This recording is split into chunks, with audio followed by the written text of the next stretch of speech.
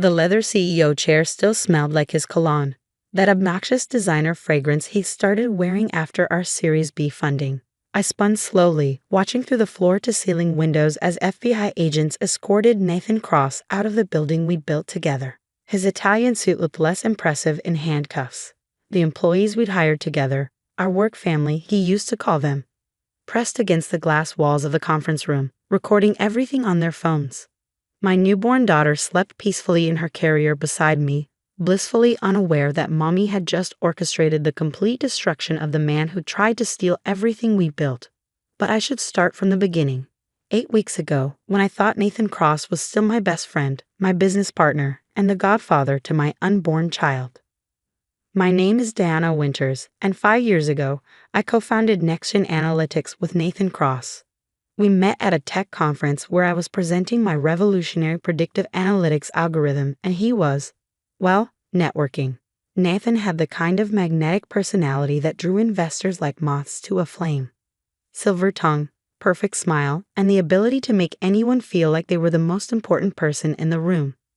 "Your algorithm is brilliant," he'd said, cornering me after my presentation, "but you need someone who can sell it. Someone who speaks the language of money." He wasn't wrong. I could build algorithms that predicted market trends with 87% accuracy, but put me in a room with venture capitalists, and I turned into a stuttering mess. Nathan was everything I wasn't: smooth where I was awkward, charming where I was blunt, designer suits to my thrift store finds. We were perfect partners, or so I thought. For 4 years, our partnership thrived. I built the technology, refined the algorithms, and managed our team of developers. Nathan handled the investors, the clients, and what he called the face of the company duties. We split everything 50-50, though I'd written most of our core technology before we even met. By year 4, NextGen Analytics was valued at $5 million, with Fortune 500 companies lining up for our services. We have 30 employees, a gorgeous office in the financial district, and features in TechCrunch calling us the future of predictive analytics. That's when I made 2 announcements that would change everything.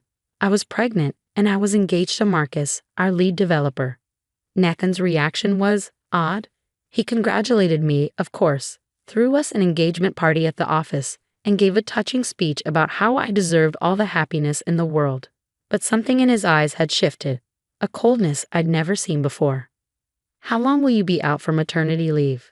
he asked a week later, casual as could be while reviewing quarterly reports.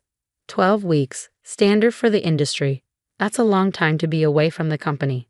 I looked up from my laptop. "Nathan, I'll still be available for major decisions, and I can work remotely for some of it.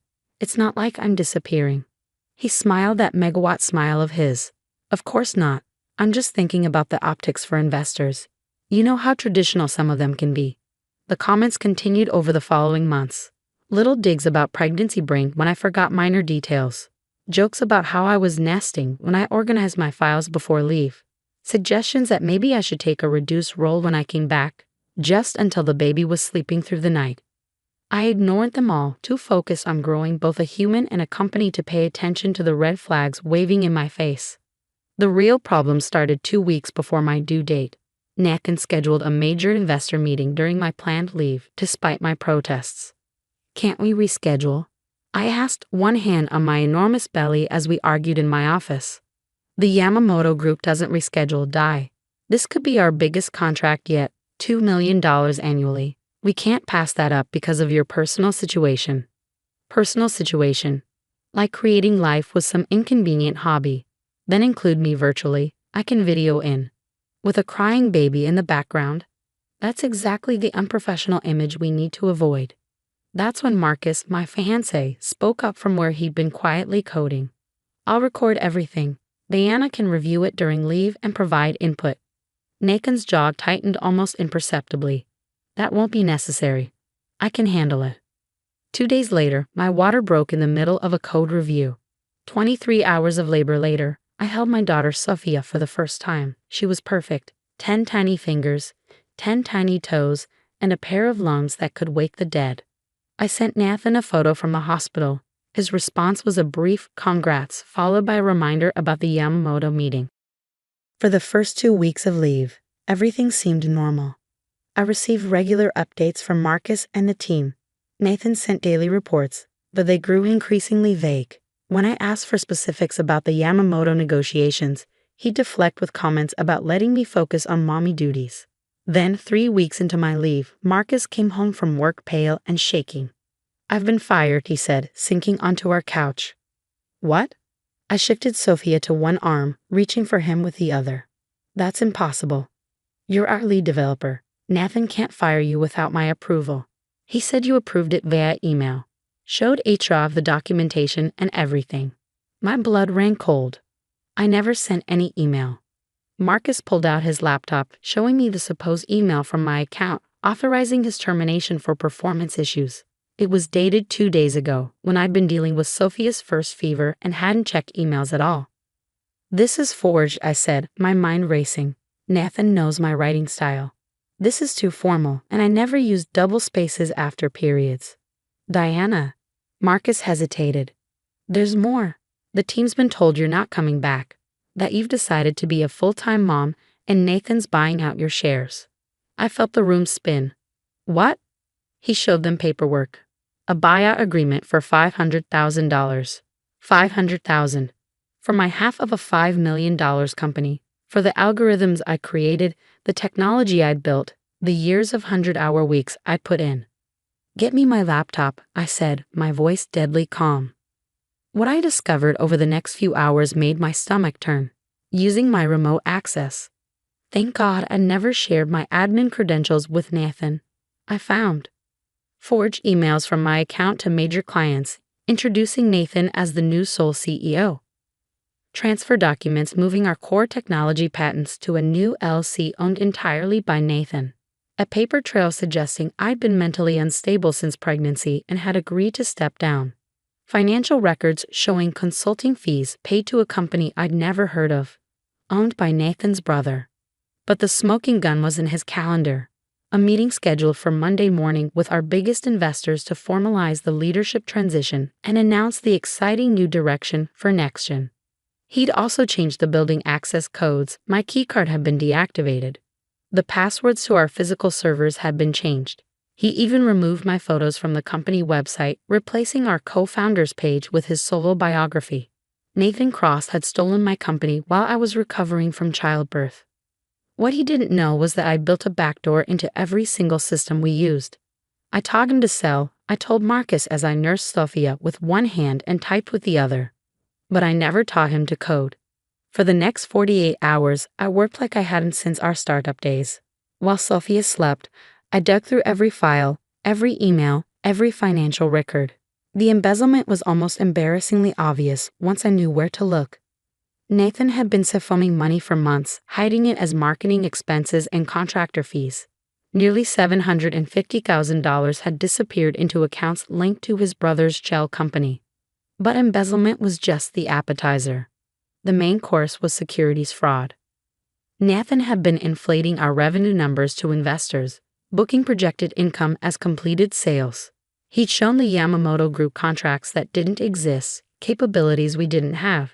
He'd promised them proprietary technology that belonged to our competitors, planning to either steal it or acquire it with investment money.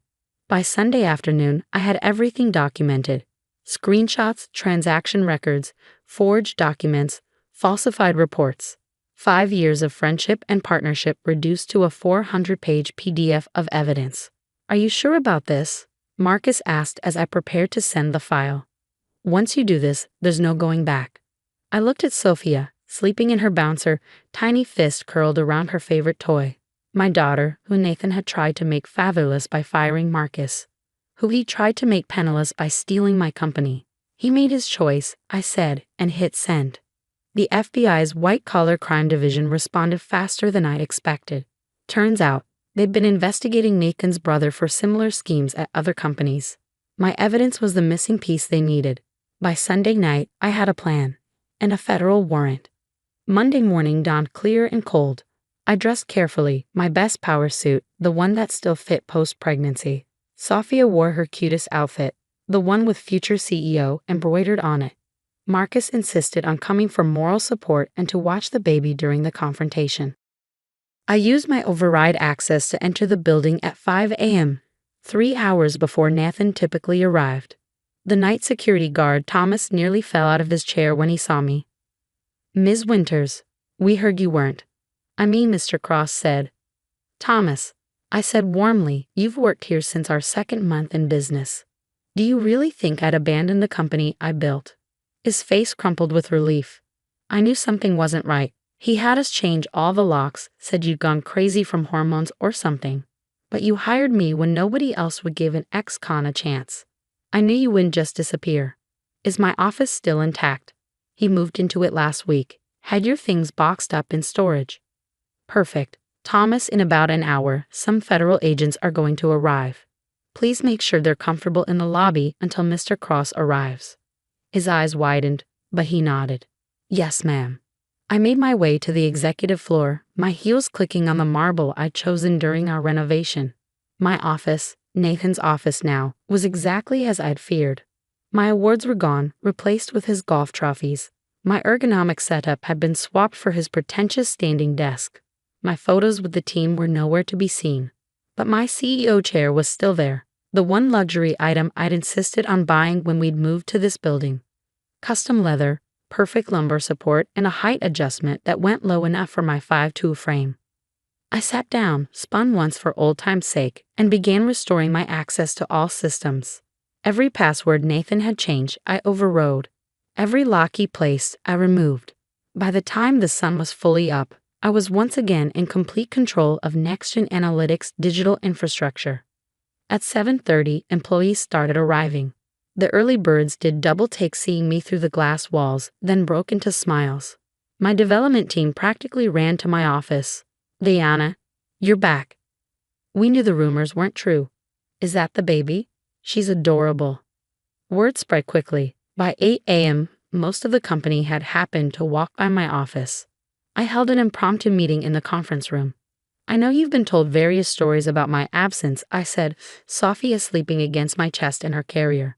"I want you to know the truth. I've been on maternity leave as planned. I never resigned. I never agreed to sell my shares. And I certainly never abandoned the company we've built together." "But Mr. Cross said," someone started. "Mr. Cross has said many things," I interrupted. "Some of them to investors. Some of them to federal authorities. All of them will be addressed very shortly." At 8:27, Nathan's Tesla pulled into the parking garage. I watched on the security monitors as he strutted through the lobby, designer coffee in hand, probably rehearsing his pitch for the 9 a.m. investor meeting. Thomas, bless him, didn't give anything away, just nodded as Nathan passed, probably imagining the expression about to cross that smug face. The elevator dinged, footsteps in the hallway, the office door opened. Nathan Cross stood in the doorway of what he thought was his office, staring at me in his chair, with my baby sleeping peacefully beside me. "Diana?" His voice cracked. "What are you doing here?" "Working," I said simply. "It's my company after all." His face cycled through emotions: surprise, anger, fear, and finally, attempted charm. Sweetheart, you're confused. The doctor said you might have postpartum." "The only thing I have postpartum is rage, Nathan, and clarity, amazing clarity." He stepped forward, hands raised placatingly. "Let's discuss this privately. The investors will be here soon." "Oh, I can solve that meeting," I said, spinning slightly in my chair. "Sent them all a lovely email from your account explaining how you've been showing them fraudulent numbers. Attached some evidence too. They were very understanding. Shocked, but understanding." The color drained from his face. "You don't know what you're doing. You're emotional. The pregnancy." "Stop." My voice cut through his excuses like ice. "Stop talking about my pregnancy like it's a mental illness. Stop pretending you care about my well-being when you tried to steal my life's work while I was getting life. Just stop." He changed tactics, the Nathan special, when charm fails, intimidate. "You're making a mistake. I have contracts, legal documents, the board. The board of directors that consists of you, me, and 3 investor representatives." I pulled up the email on my screen. "They're very interested in the FBI investigation. Did you know falsifying financial documents to investors is a federal crime? Up to 20 years in prison."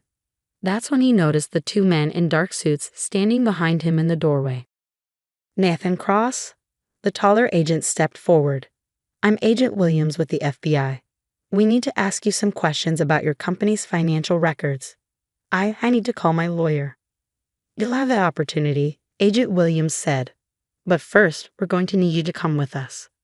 As they read him his rights, Nathan's eyes met mine. The charm was gone. The smile was gone. All that was left was the bitter realization that he'd been outplayed. "You planned this," he said as they cuffed him. "You knew I would." "I suspected. I corrected. The difference between us, Nathan, is that I prepare for contingencies. It's what makes me a good engineer. You prepare for applause. It's what makes you a good con man." They led him out through the office he tried to steal, past the employees he'd lied to, through the lobby of the building he tried to claim as his own. I followed at a distance, Sophia beginning to wake up for her morning feeding. The last thing Nathan Cross saw before they'd put him in the federal vehicle was me standing in the doorway of our building. My building, holding my daughter and wearing his CEO title like armor. The next few weeks were a whirlwind of legal procedures, investor meetings, and damage control. Nathan was charged with embezzlement, wire fraud, and securities fraud. His brother was arrested 2 days later. The full extent of their scheme was staggering. They'd done this to 3 other companies, leaving a trail of destroyed businesses and bankrupted founders. NextGen Analytics took a hit, of course. Some clients left, spooked by the scandal. But more stayed, impressed by how quickly we'd addressed the issue. The Yamamoto Group, furious at being lied to, gave us a chance to pitch our real capabilities. We won the contract, smaller than Nathan's fictional $2 million, but real and sustainable. Marcus was reinstated with a promotion and a raise. The employees who'd been laid off during Nathan's brief reign of terror were offered their jobs back.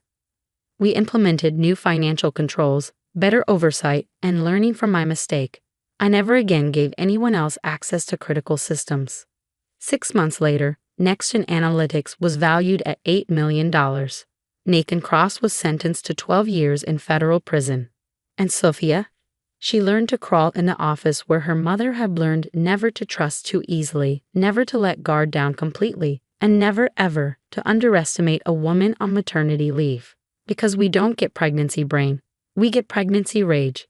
And that rage, properly channeled, can take down any man stupid enough to mistake our creating life for weakness. My name is Diana Winters. I'm a mother, a CEO, and proof that the most dangerous person in any boardroom is the one who's been underestimated. Nathan Cross learned that the hard way, from his federal prison cell. I hope he remembers it every day for the next 12 years. The plate in front of my mother was clean, and she was still picking at me. "Must be nice," she said, tapping the edge of the table I'd just scrubbed. "Come home from your easy job, plop down, and act like a queen because you wiped a counter." My name is Morgan Hill. I'm 35. I moved back into my mother's small ranch in Citrus Heights, California, 6 months ago when my divorce finalized. She's Margaret, 66, retired from driving a school bus and dealing with knees that hate stairs. My older brother is Roger, 37, a whirlwind of odd jobs and weekend flips who can't pass a free meal. It was Tuesday night, March 26, 2024, and I was doing what I do most nights, clearing plates, wiping sauce rings, making sure the sink didn't smell like last week. "I don't plop," I said, swiping one last streak of spaghetti sauce off the table. "I work 9 hours at the clinic, then come here, then handle your med refills, then make dinner." She snorted. "Medical billing? The computer does it." When I worked, I was up at 4 a.m. in the fog with kids screaming. The front door opened without a knock. Roger breezed in like he'd been sent a theme song, ball cap backward, talking before he was in the kitchen. "You leave me any of that sauce?" He lifted lids, made appreciative noises at the leftovers, and threw me a grin like we'd coordinated it. "You gotta be grateful, Morg. Free rent, home-cooked food." "Mom raised us right." "I paid for the groceries," I said, rinsing the sponge and setting it by the faucet, "and I pay the HOA dues and SMUD and the water and the washer, dryer rental in my name." Roger held up a hand. "We're not doing the spreadsheet thing again." "It's not a spreadsheet thing," I said. It's the reality that the lights and hot water are on because of me. Mum's jaw set. Don't act like a saviour. I managed before you, and I will manage after you. Her eyes dropped to the table, perfectly clean, as if she could find dirt if she just looked hard enough. You are not the only one who knows how to make a phone call. I'm not acting like a saviour. My voice came out flatter than I meant. I'm telling you what I do because you keep saying I do nothing. Roger had half a Tupperware in his hand. He leaned his hip against the counter like a guest. Just be grateful, sis. You landed soft. Some people don't. I landed on my feet, I said. There's a difference. Mum pushed back her chair, the legs scraping. She stood, steadying herself with a palm on the table and pointed down the hall. If you don't like it, go. Pack your things. I looked at her hand, at the line her finger made like the hallway was a runway she could send me down. We'd done versions of this dance since I was a kid. Her pride, my patience, Roger breezing in and out like weather. But something about hearing burden curled under my skin and stayed there. I pay Maple Ridge HOA from my checking on the 1st, I said, more to myself than her. Smud is in my name. Citrus Heights Water is in my name. The washer and dryer are rented under me because the old set died in December. Mum's chin lifted. I did just fine before you. I'll do just fine after. Then say you want me here, I said quietly. Or say you don't. Don't twist my words, she snapped. Pack your things. If you don't like it, go. Roger whistled low like he'd just witnessed a game-winning shot. Whoa! Okay, everyone relax. My hand was wet from the sponge. I put it on the edge of the sink to steady myself because I could feel my pulse in my wrist. The old clock over the stove ticked like it had been wound too tight. I could smell dish soap and the lemon cleaner I buy in bulk because it's cheaper that way. Okay, I said. I crossed the small living room, brown couch with the dent from Mum's spot, the Afghan my aunt crocheted, the TV that never moved off game shows, and went down the hall I hadn't been told to use since I was 17. My room was still my old room, a twin bed I'd swapped for a full when I moved back, a dresser with mismatched knobs, a closet that holds more history than I'd admit. On the top shelf sat the hard-sided grey suitcase I kept after the divorce, the one I bought for a honeymoon that never happened the way we planned. I slid a chair over, climbed carefully because Mum would yell if I scuffed the wall, and dragged it down. Dust came with it. I unzipped it on the bed, the sound loud in the small room. From the doorway, Mum's voice went softer, almost confused. Morgan, what are you doing? What you told me to, I said. I folded 2 pairs of work slacks, my scrub tops for Fridays when the clinic is short-staffed, the small makeup bag I barely use. I took the folder with my pay stubs and the printed receipts I keep out of habit. My toothbrush, my charger, the worn sweater I grab when the evenings get chilly here in the valley. Roger appeared over Mum's shoulder, eyebrows up. You're not serious. I didn't say anything. The zipper moved again, teeth closing over clothes I could carry without asking anyone for help. Mum's face shifted, surprise, like she'd meant the words to bounce off me as usual, and now they were ricocheting through the house. In the kitchen, the sponge lay where I'd left it, still damp. Mum stared at the suitcase as if it might snap shut on its own. The sound of the zipper was the only thing that didn't argue back. I left while the house was quiet enough to hear the clock tick. I set my spare key on the counter next to the sponge and a folded paper towel. No note. I pulled the front door until the latch caught and didn't let it slam. Zoe answered on the second ring. You okay? I'm coming over, I said, with a suitcase. Her voice softened without changing tone. I'll put a sheet on the couch. I drove the 10 minutes with my hazard lights of a heartbeat finally slowing somewhere on Auburn Boulevard. Zoe's apartment smelled like laundry and the candle she always burns down to a stub. She tugged the suitcase out of my hand and pointed at the couch like it was a bed in a tiny hotel. Blanket, charger by the lamp, bathroom down the hall. We didn't talk much. I fell asleep staring at a ceiling I didn't have to scrub. In the morning, Wednesday, March 27th, I woke up before my alarm, showered, pulled on clinic clothes, and started making calls from Zoe's kitchen counter while coffee dripped. First, Maple Ridge HOA. I logged in, cancelled autopay for April 1st, and printed the confirmation to a PDF. Then SMUD. I waited on hold, gave my account number, and set service at my mother's address to end that day. The rep reminded me the occupant could start a new account in their name. I said I understood. Citrus Heights Water was the same script. For both, I added a password so no one could touch anything tied to my name without it. Then the washer-dryer rental company. I ended the rental effective immediately and scheduled a pickup for the following Tuesday. They asked if someone would be home. I gave them my mother's number and Roger's, and I texted both. Appliance pickup window Tuesday 10:2, please be home. Before I left for the clinic, I placed security freezes with the 3 credit bureaus and set alerts. I sent myself an email with all the confirmation numbers because paper gets lost and inboxes don't, at least not right away. Work was bright lights and code stacks and insurance hold music. I kept it together because numbers don't care how you feel.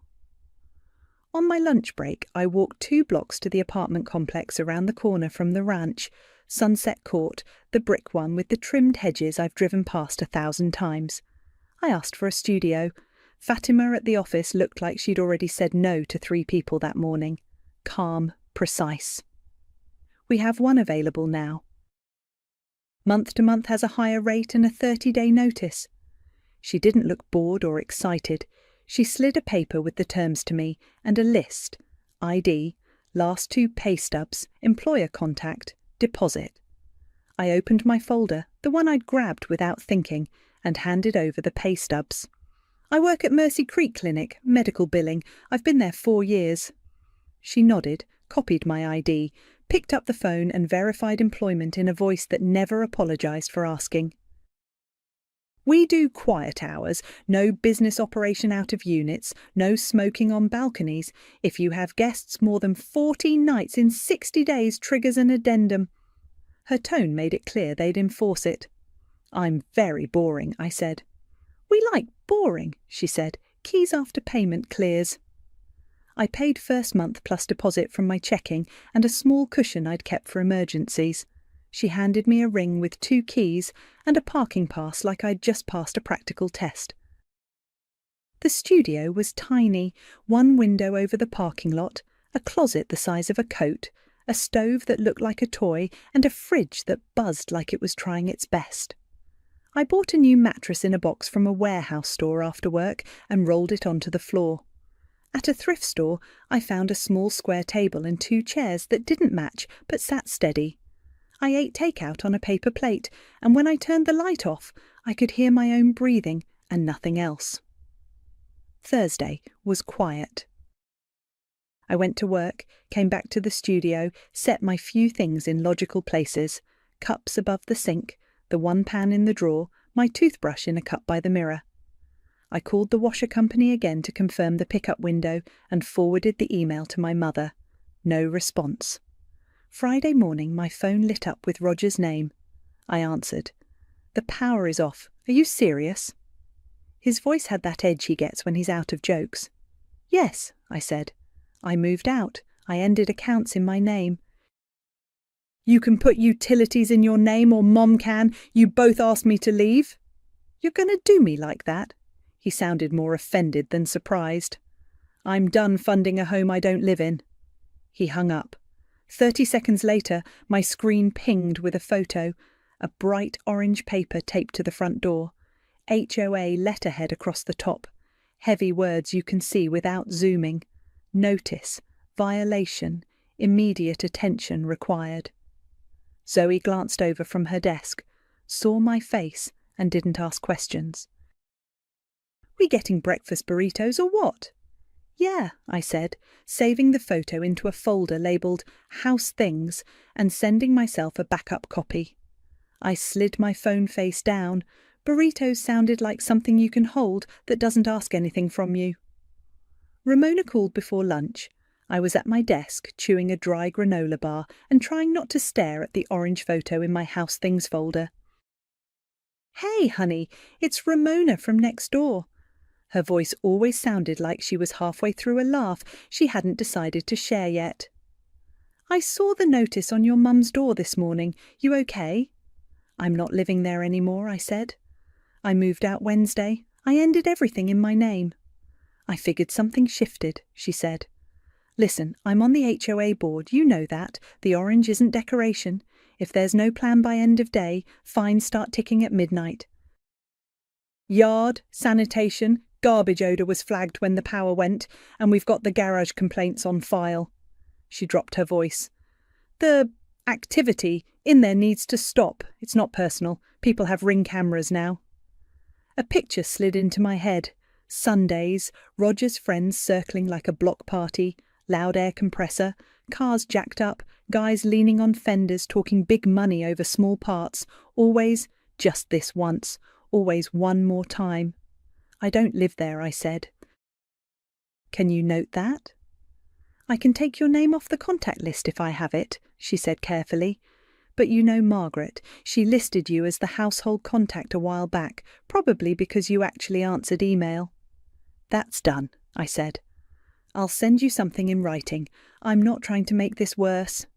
"I know," Ramona said. "I like your mum. I'd like not to tow her car when the fines roll to liens." After we hung up, I opened a new email to the HOA address and CC'd Ramona. I wrote 2 sentences. "I moved out March 27th. I am not the owner or tenant of Mum's street address. Please remove my name and contact info from household contacts." Then I added the part that felt necessary. "If you need a point of contact, please use Margaret's number listed on prior correspondence." 10 minutes later, Roger's number popped up. I let it go to voicemail and listened with my thumb covering the speaker, like that made it softer. "Okay, so look," he said, voice pitched like he was negotiating down the cost of a used lawnmower. "Turn the stuff back on and I'll fix it. I'll mow, I'll handle Mum's trash, we'll sort the garage so they chill out. You know how to do the phone calls. Just flip it back for now and I'll make it right. Come on, Morg, don't be petty." Fix it. Meaning I do the unglamorous parts and he declares it done. I saved the voicemail under House Things too. At my next break, I called SMUD and Citrus Heights Water again and asked them to add notes. No changes without the account password, no address moves, no third-party reinstatement. I asked for the rep's name, jotted it in my notebook, added the date and time. When I hung up, I forwarded both calls' reference numbers to myself so I wouldn't have to repeat everything when the next person didn't see the notes. The washer-dryer rental already showed the pickup scheduled for Tuesday. I replied to the confirmation email to document that they had Margaret's and Roger's numbers for access. After work, I went back to my studio. I hadn't bought curtains yet, so the parking lot lights made a pale bar across the wall. I sliced an onion on the little counter, warmed a slick of oil in my dollar store pot, added carrots, garlic, a can of tomatoes, half a box of broth, handful of noodles. The stove clicked and then gave me blue flame like a promise. Soup for one is simple math and stirring. I leaned my hip against the counter and waited while it simmered, breathing steam and listening to the building settle. I ate at the tiny table, no TV, no chatter, just the scrape of my spoon and the far-off murmur from someone's radio 2 doors down. I put half in a jar for tomorrow and washed the pot right away because the kitchen's so small, a dirty dish feels like a roommate. My phone stayed face down except to set my alarm. No texts from Mum. Nothing but the earlier orange photo and Roger's voicemail living in that folder on my home screen, like a bright corner of a mess I'd stepped away from. It was close to 9 when the pounding started. Not a knock, flat-palmed, impatient, the kind that makes drywall seem thinner. I froze for a second, and then my body moved before my brain did. I killed the light, crossed the 3 steps to the door and looked through the peephole. Ball cap, brim low, the shadow of a jaw I know like my own hands. Roger. "Morgan," he said, too loud for the hall. "Open up." I didn't undo the chain. I didn't touch the deadbolt. I didn't say his name through the door, because saying it invites argument. My palms went slick. I backed up, found my phone on the table by touch, and scrolled to the office number Fatima had written on my lease packet.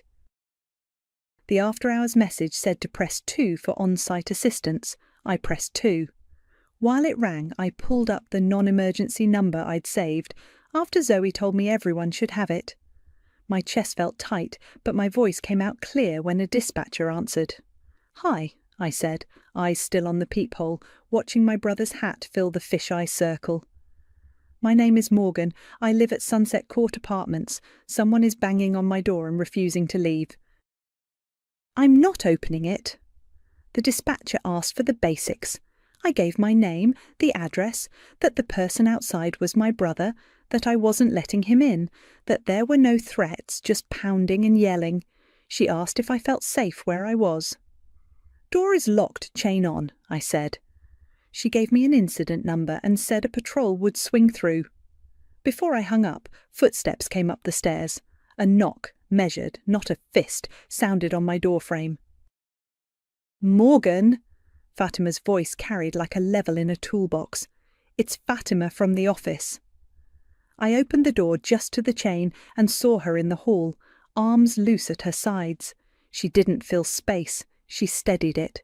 She glanced at Roger without giving him all of her attention. "Sir," she said, even and clear, "you're not a resident. You need to leave. If you refuse, I will ask the responding officer to issue a trespass notice." Roger's mouth twisted. "It's my sister." "And this is my building," she said. "We don't do scenes in the hallway." He tipped his cap like that could make it charming. "You're dramatic, Morg," he said toward the door.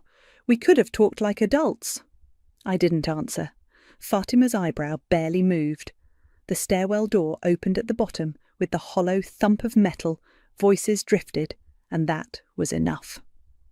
Roger stomped down the stairs, muttering, the words I caught not worth holding in my head. Fatima waited until the stairwell door closed. She looked at me, then at the chain. "You okay?" "Yes," I said. My voice reminded me my body was still on high alert. "Thank you." "If he comes back tonight, call us again," she said, "and if you want to put him on a formal no trespass, we can start that at the office tomorrow." She slid a card under the chain, nodded once, and left as quietly as she came. 2 minutes later, red and blue bounced off the window. A patrol car rolled the lot. I took a breath I didn't have to count and texted Zoe. He left. All good. She sent a single thumbs up and a heart, the kind that doesn't beg for a recap. Saturday morning, my phone buzzed with Ramona's name. She'd forwarded an email sent to household contact, M. Hill, at the ranch address, and my old email. "Morning," she wrote under the forwarded block. "Open board meeting Monday at 6 p.m. Compliance on your mum's address is on the agenda. Do you want your name removed from the agenda copy? Also, you may want to come say you don't live there, so we stop emailing you." She added a line I could hear her voice in. "I'm not trying to be nosy. This is me being neighbourly." I replied, "Please remove my name wherever you can. I'll come to say it on the record." Between laundry and a run to pick up a second-hand lamp, I reread the meeting notice. Agenda item 5 was Compliance Ongoing Violations, with my mother's address listed among 3 others. It was stamped April 1st, 6 p.m, Maple Ridge Clubhouse. Monday after work, I drove back into the neighbourhood I'd slipped out of 4 nights earlier. The clubhouse was the low building by the pool where we'd had potlucks once upon a time. The smell of chlorine and copier paper met me at the door. Inside, folding chairs faced a long table where 3 board members sat. Ramona was in the middle, hair pulled back, a stack of printed agendas at her elbow. A man in a polo at the end with a clipboard introduced himself to the room before they started. Zander Zimmerman Compliance. Residents trickled in with the same kind of energy we all bring to jury duty. I took a seat in the back. When they reached compliance, Zander read without heat. "Property on Sycamore," he said, glancing at his sheet. Owner on file, Margaret Hill. Unpaid HOA dues as of April 1st. Yard maintenance violation. Overgrown grass and weeds documented March 25th and March 30th. Sanitation complaint called in March 29 due to odour associated with power outage. Garage usage complaints, multiple reports of unauthorised commercial activity and increased traffic on Sundays.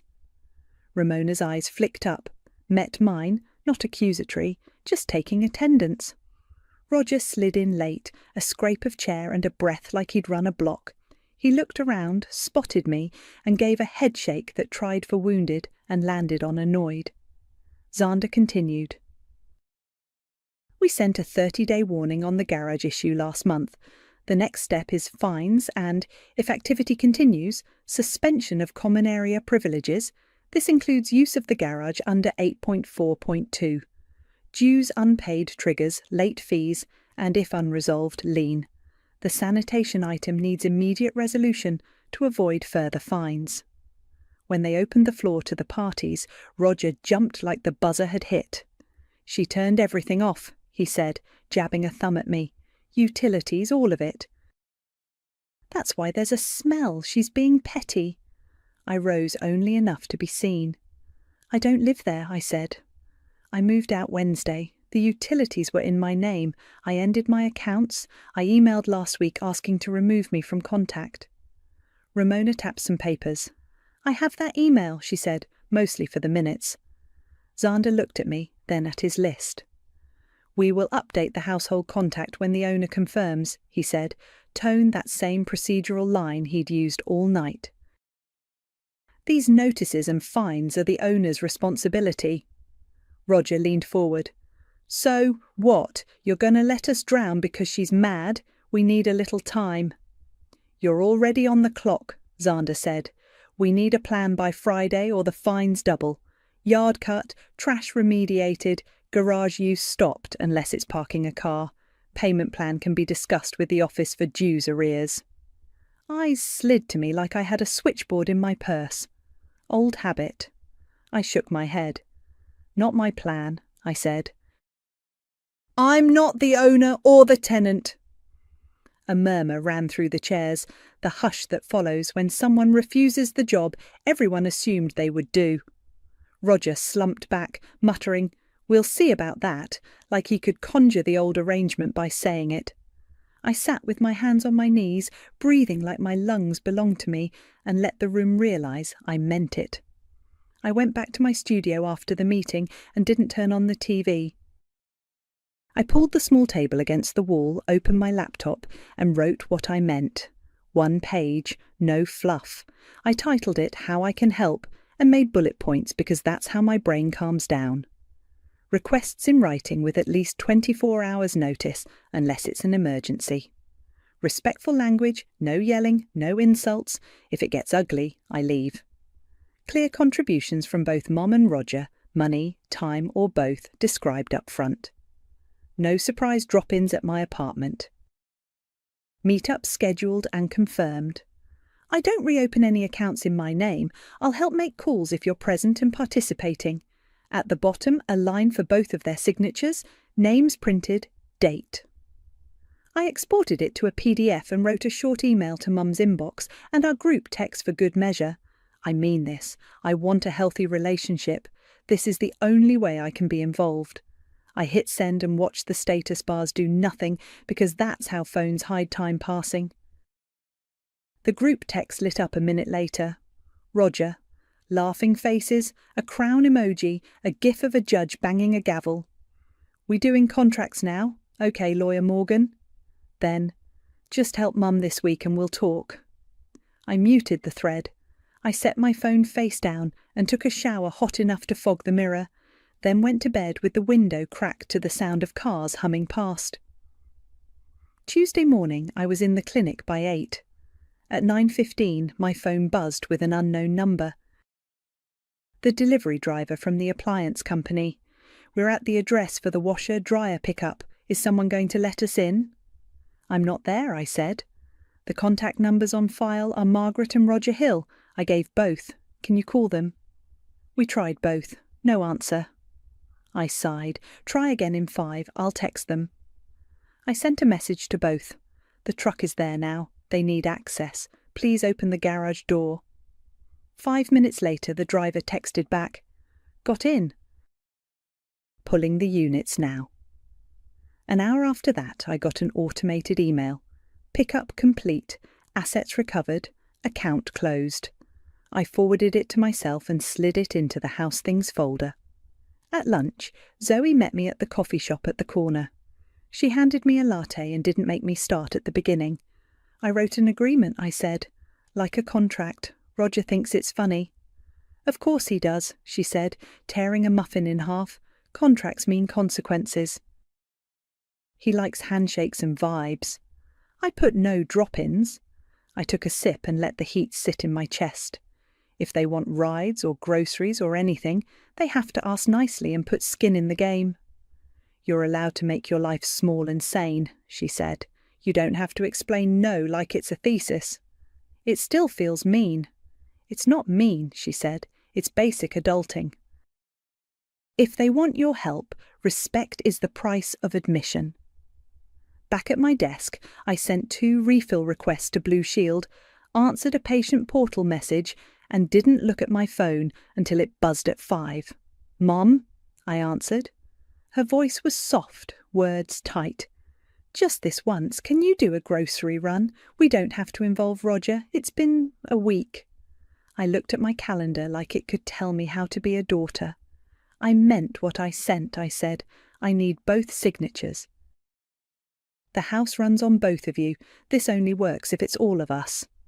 I'm not asking for a speech, she said, the edge coming in. I'm asking for bread, milk and eggs. My knees hurt. The fridge. She stopped. The silence was a kind of accusation. I'll help when we all agree to how it works, I said. I'll even drive over a printed copy so it's easy. But I need both signatures. She hung up without saying goodbye. A minute later, a photo came through. The open fridge, light off, shelves streaked with something that used to be food. A caption, "This is the daughter I raised." I held the phone like it might burn a hole in my hand and then put it down on the table. I did not answer right away. I boiled water for pasta I already had and ate standing up, staring at the potted plant I'd bought because it looks alive, whether I remember to water it or not. An hour passed. I washed the bowl and set it to dry. The sun slid behind the building and left a square of the parking lot glowing like a stage. My phone chirped again. Mum, we're coming over to talk. I stared at the words. No question mark. As if my door were still hers. As if my address was an extension of her hallway. I typed and erased twice. Then I put the phone down, grabbed the folder with the printed agreement and slid my shoes on. If they were coming, we were not doing it in my living room. I texted back, "Meet me in the lobby." Do not come upstairs. Then I called the office. "It's Morgan in 2B, I told whoever picked up. "My family is coming by. We'll meet in the lobby only." Fatima's voice came on the line like she'd been handed the phone. "Understood," she said. "I'll be nearby." I put the printed agreement in a manila folder with the stack I've been dragging around for months. Receipts for Maple Ridge HOA dues, SMUD bills, Citrus Heights water, grocery totals. I'd highlighted dates and amounts last week when I was angry and needed my hands to do something. They arrived 5 minutes apart, Roger first faster, like he was trying to beat an invisible clock. Mum came after, careful down the steps, face tight, hair brushed like a shield. Roger moved to angle past me toward the stairwell out of habit. "We're not doing this in a lobby," he said. "We are," I said. "This is my home. These are the rules." The office door opened and Fatima stepped out. She didn't say hello, didn't introduce herself again. She just stood where the hallway narrowed enough that a person had to decide if they were going to try and make it a problem. "We'll talk right here," I said. Mum glanced around at the beige chairs, the bulletin board with laminated building rules, the plant in the corner that never dies. "You couldn't just come to the house?" she asked. You told me to pack my things, I said. I pulled the folder open and handed her the top stack. This is what I paid this past year.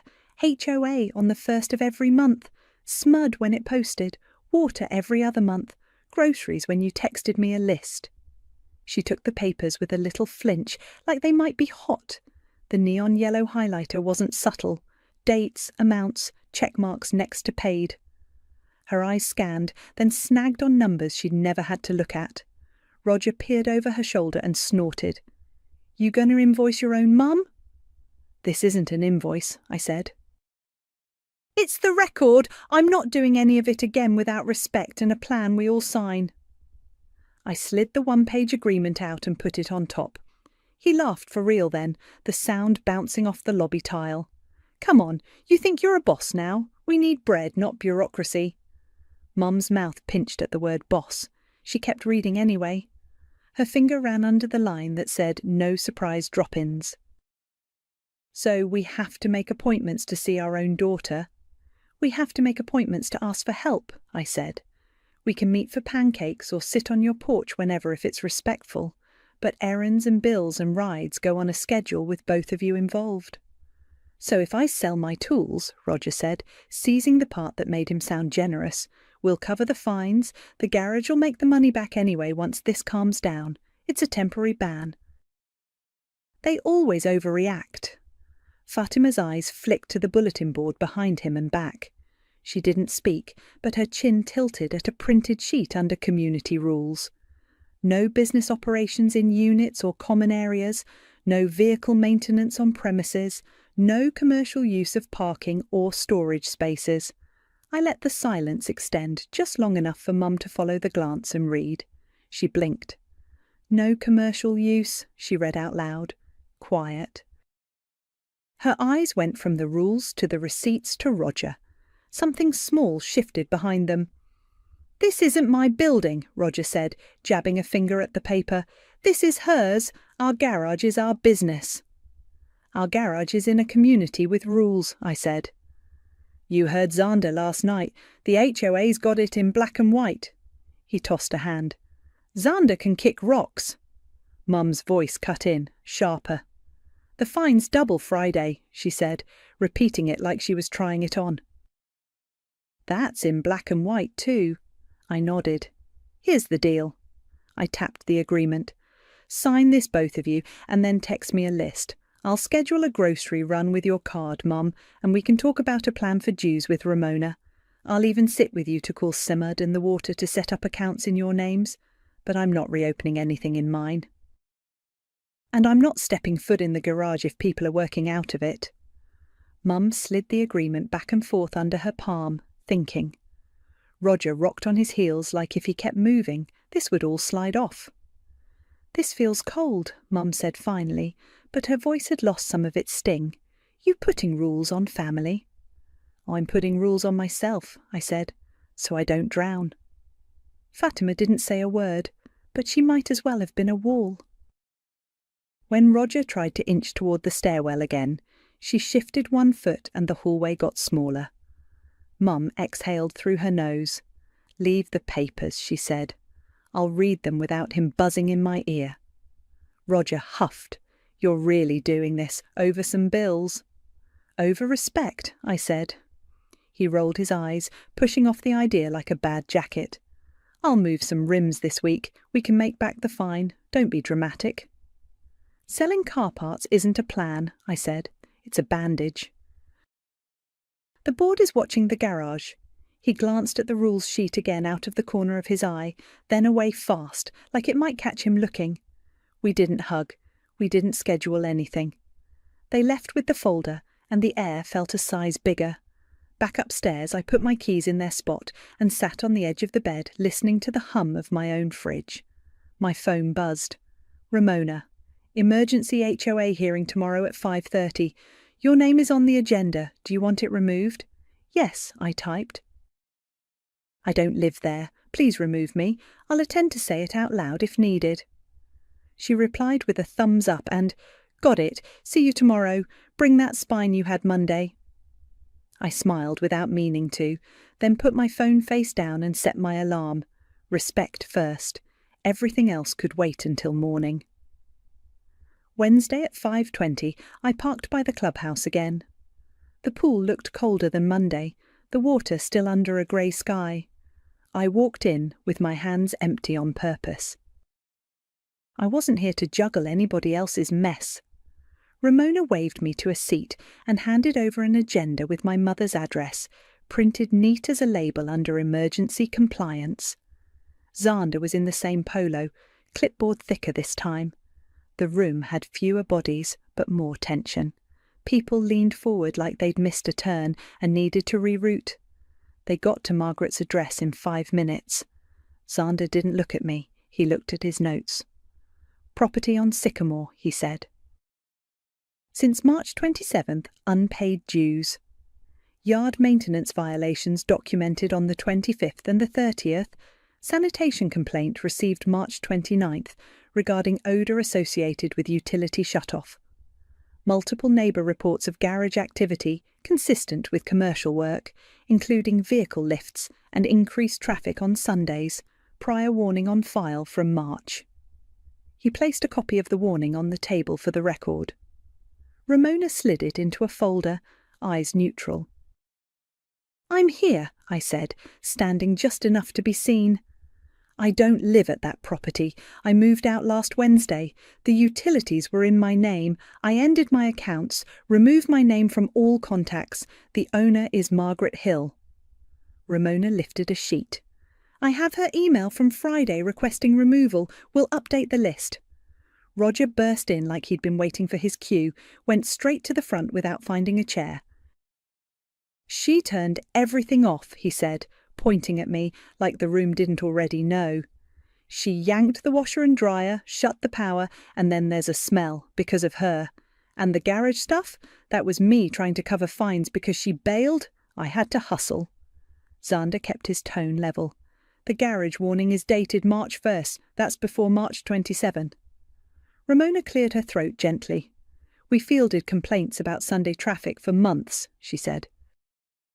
"Dates here: February 11th, 1825, March 3rd, 1017, all before utilities were shut off. You've had, 8 guys in and out most weekends?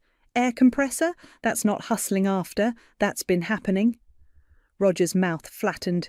"We're not hurting anyone." "You're violating the governing documents," Xander said. "No commercial use of a garage, no mechanical work, no excessive noise. We're past warnings." He went on. "Here are the options.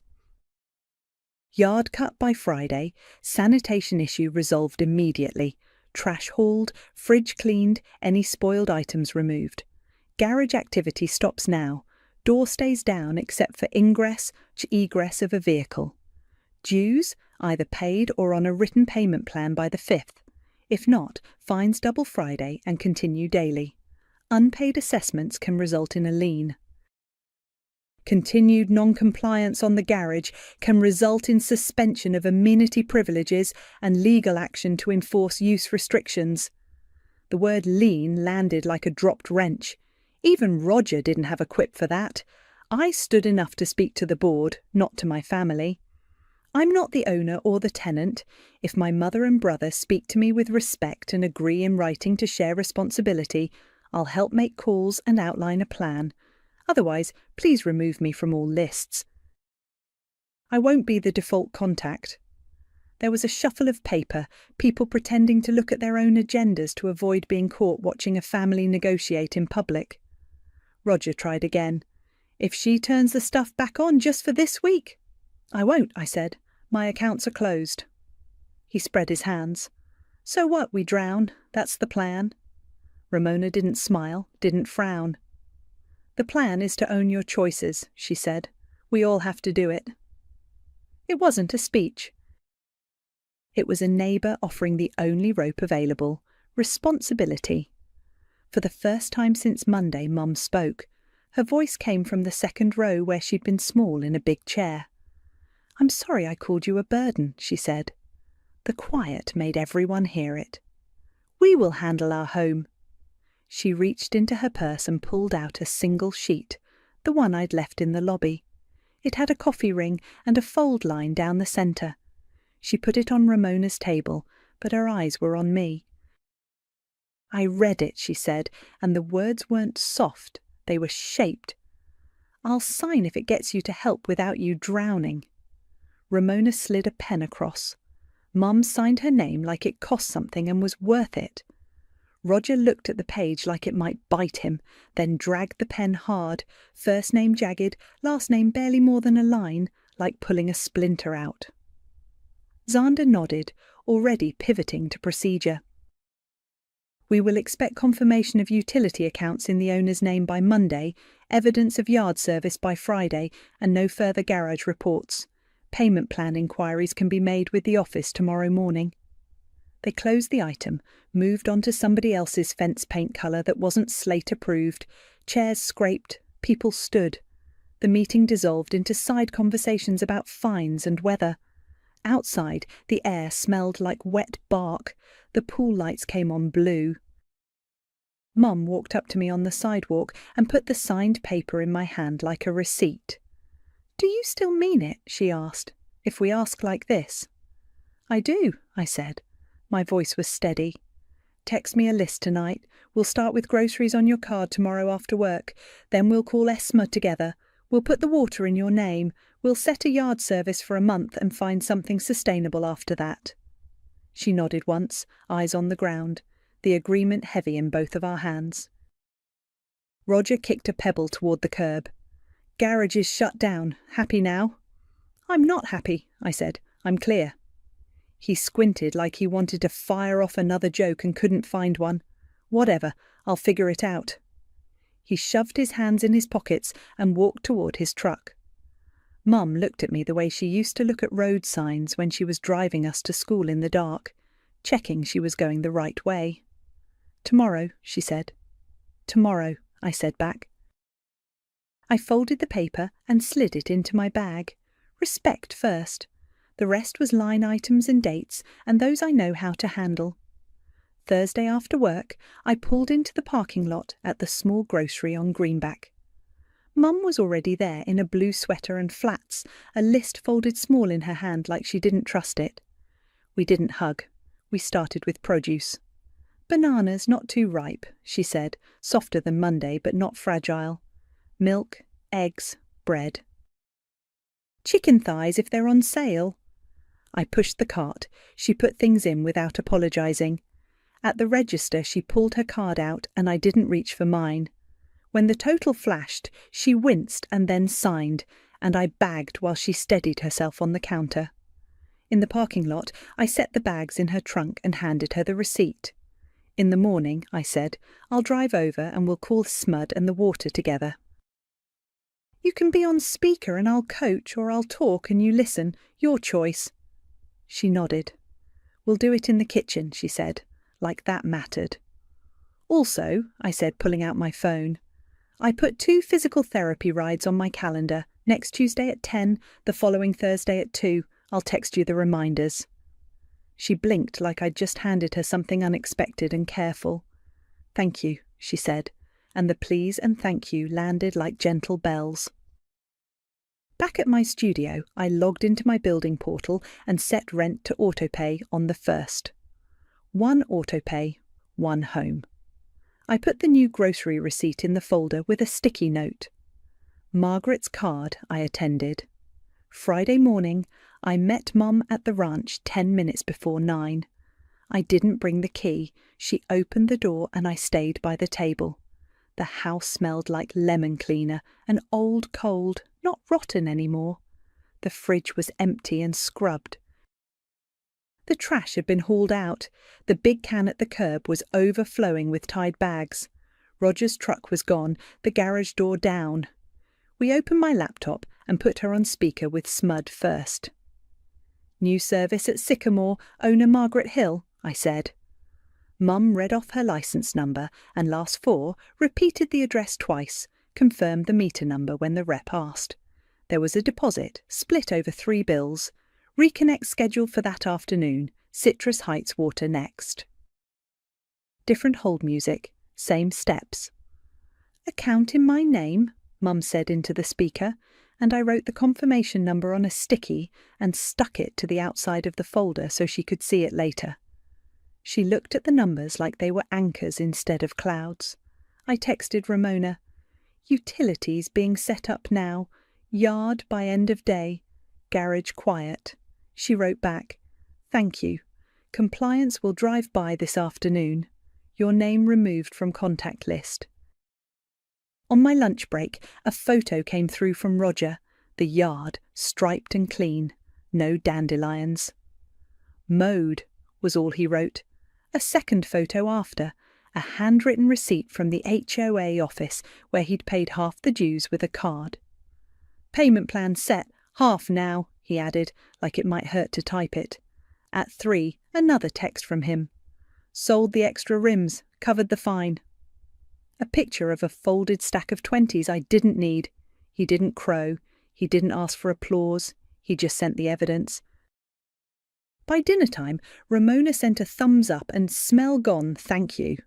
Xander didn't text. He didn't have my number anymore. But an email came to Mum's inbox and she forwarded it to me with no comment. "Utilities confirmed in owner's name. Yard violation cleared. Garage advisory still in effect. Fines paused pending continued compliance. Payment plan accepted." I ate soup at my little table and listened to the hum from the laundry room down the hall, my clothes spinning on my timeline, my quarters in the machine. Zoe texted a frying pan emoji and "Pancake Sunday," I wrote back. "With Mom, you and me Monday." Saturday was quiet.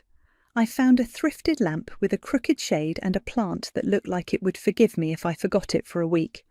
I watered it anyway. I took the agreement out and slid it into a plastic sleeve, like something you keep in a binder when you mean it. Sunday morning, Mum called at 9. "Pancakes?" she asked, voice small but even. We met at the diner with the sticky menus and coffee that tastes like memory. She ordered short stack, bacon, coffee with 2 creams. I got the same because some things don't need reinventing. We talked like people, not roles. She told me about a neighbour's grandson who's learning to drive and hits the brakes like a game show buzzer. I told her about a patient who sent a thank you card to billing, which never happens. We didn't talk about the garage until the plates were nearly empty. "It's closed," she said, eyes on the syrup ring she was wiping with a napkin. "He's not happy, but it's closed." "That's his to handle," I said. "If he asks nicely and it fits the rules, I'll drive him to the swap meet to sell things." "I won't stand in the garage while he works." She nodded. "I know." We walked out to the parking lot where the sun made the asphalt look like glass. She put a hand on my arm. "I meant the apology," she said. "I was wrong." "I know," I said. It didn't need a speech. It needed both of us to do what we said. Back at my studio that afternoon, I vacuumed the little rug, set the lamp on the thrifted table, and moved the plant near the window like it might find the light on its own. I threw a load of laundry in downstairs, and when it hummed, it sounded like ordinary life. Monday, S. Mudd sent me nothing, because it wasn't my account anymore. Mom texted a photo of the first bill with her name at the top and a simple "handled." I hearted it. She followed with a calendar invite for PT Tuesday at 10 a.m. I accepted. Roger sent a photo midweek of the garage with boxes stacked and tools pushed to one side, the centre open, and a car actually parked inside. "Fine cleared," he wrote later. No emojis, just that. I didn't move back in. I didn't ask for my key because I'd left it on the counter, and the lock was her problem to manage now. I set a budget that fit one person. I kept paying for one home. On Sunday, Mum and I met for pancakes again, and nobody raised their voice. The HOA calendar moved on to dog poop complaints and hedge heights. Xander's name showed up in nobody's inbox but theirs. Fatima nodded at me in the hallway once and said nothing, the best kind of quiet. Respect first, and if it slips, I know where the off switch is. It was a Tuesday just after I'd finally gotten Lyle settled for his afternoon nap, when my whole world tilted on its axis. I was scrolling through Instagram, mindlessly thumbing past endless reels of sourdough starters and perfectly curated vacation photos, when I landed on Ellie Summers' story. Ellie, Tabitha's best friend, the one who'd somehow managed to turn her entire life into a series of aesthetically pleasing posts. Before I continue, comment your country or city. I love seeing where my stories land. The video started with a shot of a driveway, then panned to a shiny fire engine red Tesla, complete with a giant white bow on the hood. My stomach dropped even before the camera zoomed in on my sister Tabitha, standing next to it, her face alight with a smile so wide it looked painful. Then my mother Georgia stepped into the frame, beaming like she'd just won the lottery. She wrapped Tabitha in a hug, and I could practically hear her purring, even without the sound on. The caption hit me like a physical blow. When your mum believes in your future, thank you for the love and support. My name is Jordan. I'm 35 years old, and I'm a medical billing specialist, but mostly I'm Lyle's mum. Lyle is my son, and he's 6. He was born with cerebral palsy, and he's nonverbal, uses a wheelchair, and needs daily therapy to help him with basic motor skills. Every single one of those therapy sessions, every piece of specialised equipment, every doctor's visit, it all costs money. Money that, until that moment, I thought was safely tucked away in his medical trust fund. A cold dread started to spread through me. That Tesla, pristine and expensive, felt like a punch to the gut. I knew what those things cost. My mind immediately went to the trust fund. It was a lifeline, set up years ago with a small inheritance from my grandmother and supplemented by every spare penny I could scrape together. It was supposed to be untouchable. My fingers were shaking as I navigated to my banking app. I had online access to the trust fund, mainly so I could monitor the payments for Lyle's physical and occupational therapy. I typed in my password, my heart hammering against my ribs. The screen loaded, and I scrolled down to the balance, my breath hitched. The number staring back at me was wrong, horribly, impossibly wrong. $78,000, gone, just gone. The last major withdrawal, dated just a week prior, was for an amount that precisely matched the estimated cost of a new Tesla. My vision blurred for a second, then sharpened on the transaction details. It was a transfer, not a payment to a medical provider. A transfer to an account I didn't recognise, but the name on the account was familiar. G. Wallace, Georgia Wallace. My mother. I stared at the screen, then back at Ellie's Instagram story, which was still looping, Tabitha's triumphant smile mocking me. My mother, Georgia, is 62. She's always been obsessed with appearances, with what other people think. My sister, Tabitha, 27, is her golden child, the one who just graduated law school. The one who could do no wrong, while I, the older sister, the single mum, was always just there. A problem to be managed. My thumb hovered over Georgia's contact in my phone. I took a deep, shaky breath and dialed. It rang twice before she picked up, her voice bright, almost giddy.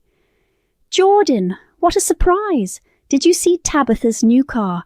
Isn't it just divine? My throat felt tight. Mom, where did the money for that car come from? A beat of silence. Then her tone shifted, becoming instantly dismissive. What money are you talking about, dear? It was a gift. A congratulations for all her hard work. The $78,000 from Lyle's trust fund, I said, my voice barely a whisper. It's gone. I just checked. She scoffed. Oh, for heaven's sake, Jordan, don't be so dramatic. The bank probably mixed something up. You know how those things are.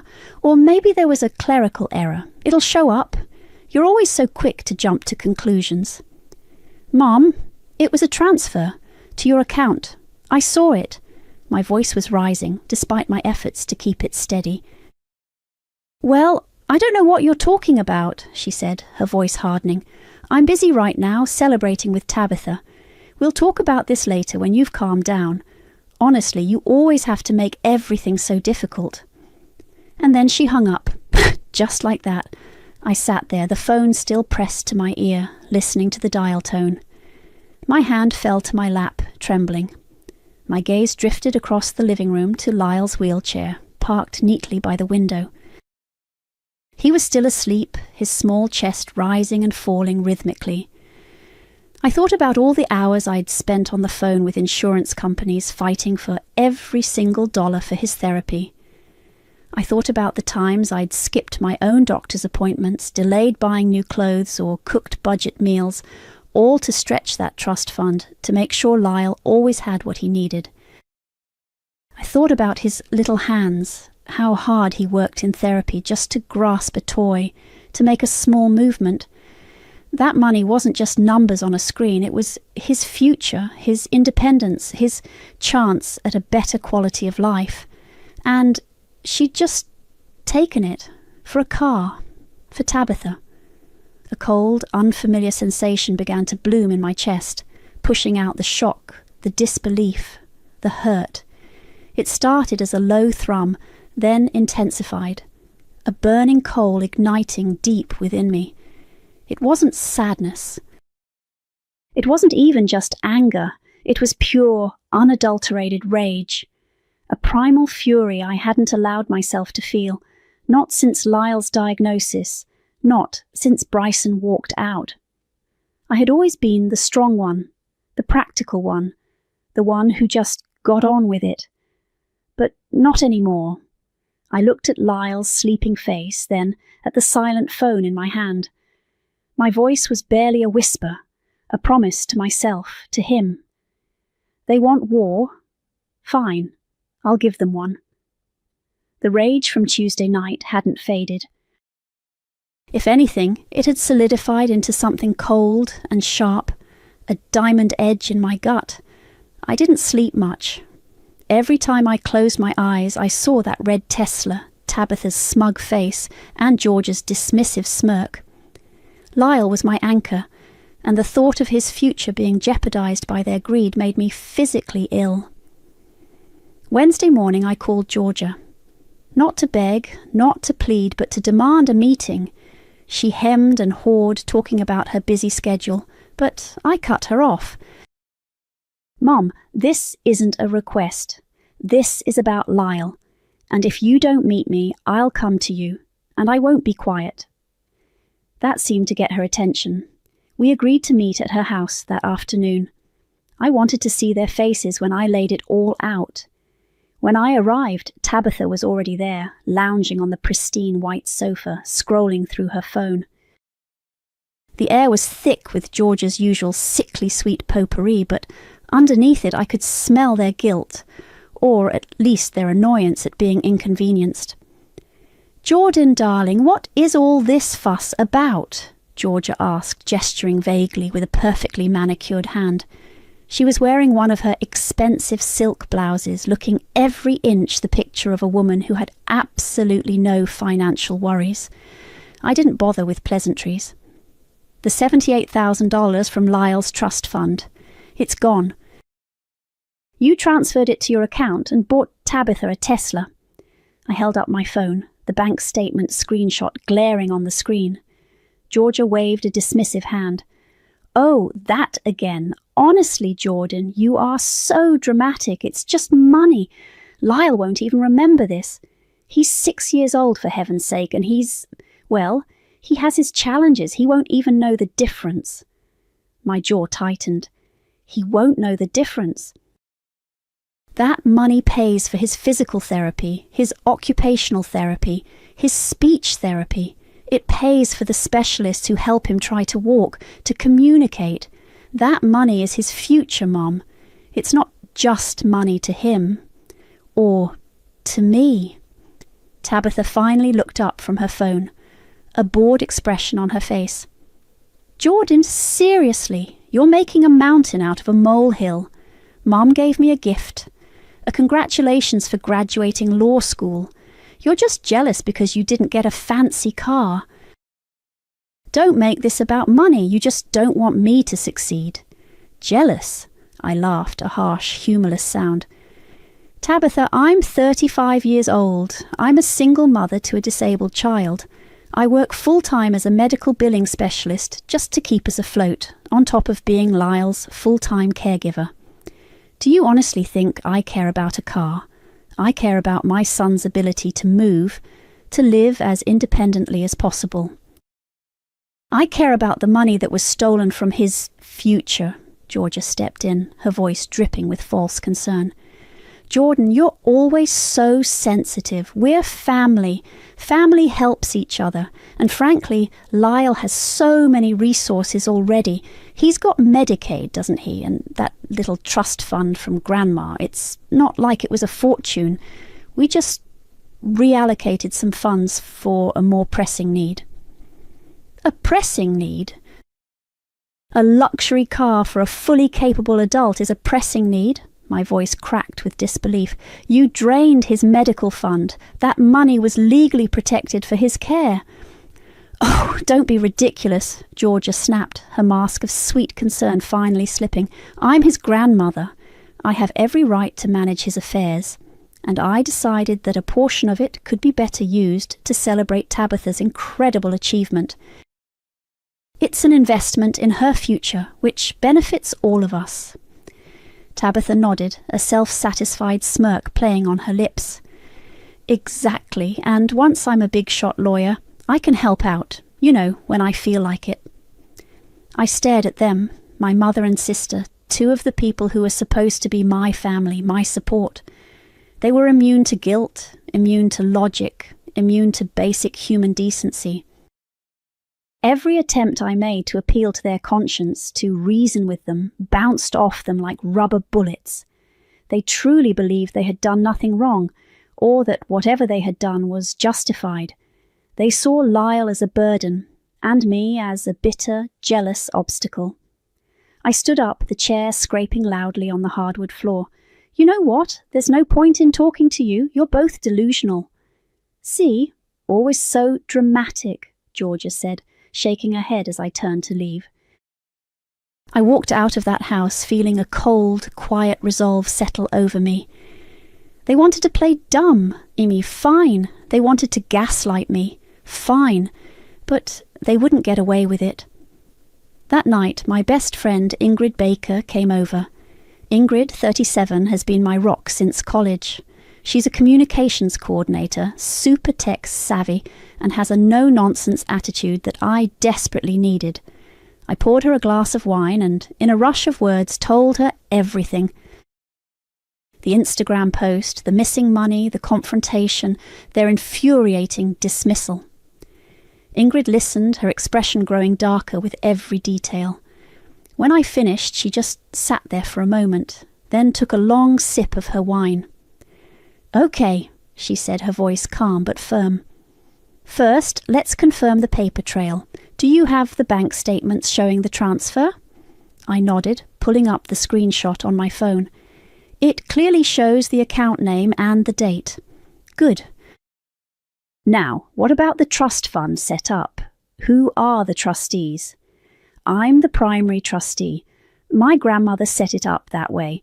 Georgia was listed as a secondary in case something happened to me, but she had no authority to make such a large, unauthorized withdrawal without my consent, especially not for personal use.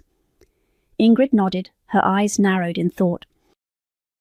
Okay, so she forged your signature, or she exploited a loophole, or she just plain stole from it, banking on you not noticing or not fighting back. Given what you've told me about her, I'm leaning towards the latter, but we need proof that it was her signature on the withdrawal or her direct instruction. We spent the next hour poring over the bank's online portal. Sure enough, buried in the transaction details there was a digital record of the withdrawal request, complete with an electronic signature that matched Georgia's on file. It wasn't a forgery, it was a brazen, direct theft. Right, Ingrid said, leaning back, a glint in her eye.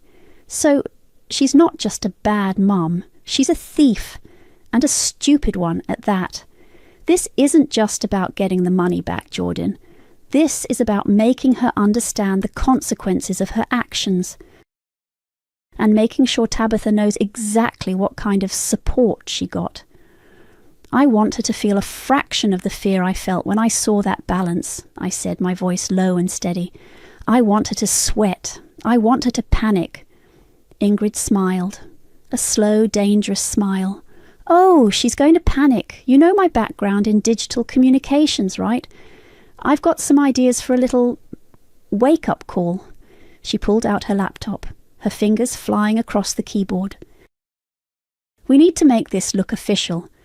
Something that will hit her where it hurts the most, her reputation and her fear of being caught. She started typing, explaining her plan as she went. We talked for hours, refining the details, building a strategy. It was elaborate, a little risky, but utterly perfect. Late that night, after Ingrid had left, the house was silent except for Lyle's soft breathing from his room. I sat at my kitchen table, the laptop still open in front of me. On the screen was a newly created email account. The name displayed prominently, Agent Michael Lerner, Financial Crimes Division, Dept of the Treasury. My finger hovered over the mouse, a chill running down my spine. This was it. The first step. The next morning, Thursday, I woke up feeling a strange mix of dread and exhilaration. The email account, Agent Michael Lerner, sat open on my laptop, a digital weapon waiting to be deployed. Ingrid had helped me craft the perfect message, formal, official-looking, and just vague enough to induce maximum paranoia. The subject line read, Urgent, Notice of Audit, Wallace Family Medical Fund. The body of the email was a masterpiece of bureaucratic intimidation. It cited irregular deposits registered under Wallace Family Medical Fund and mentioned potential discrepancies requiring immediate clarification.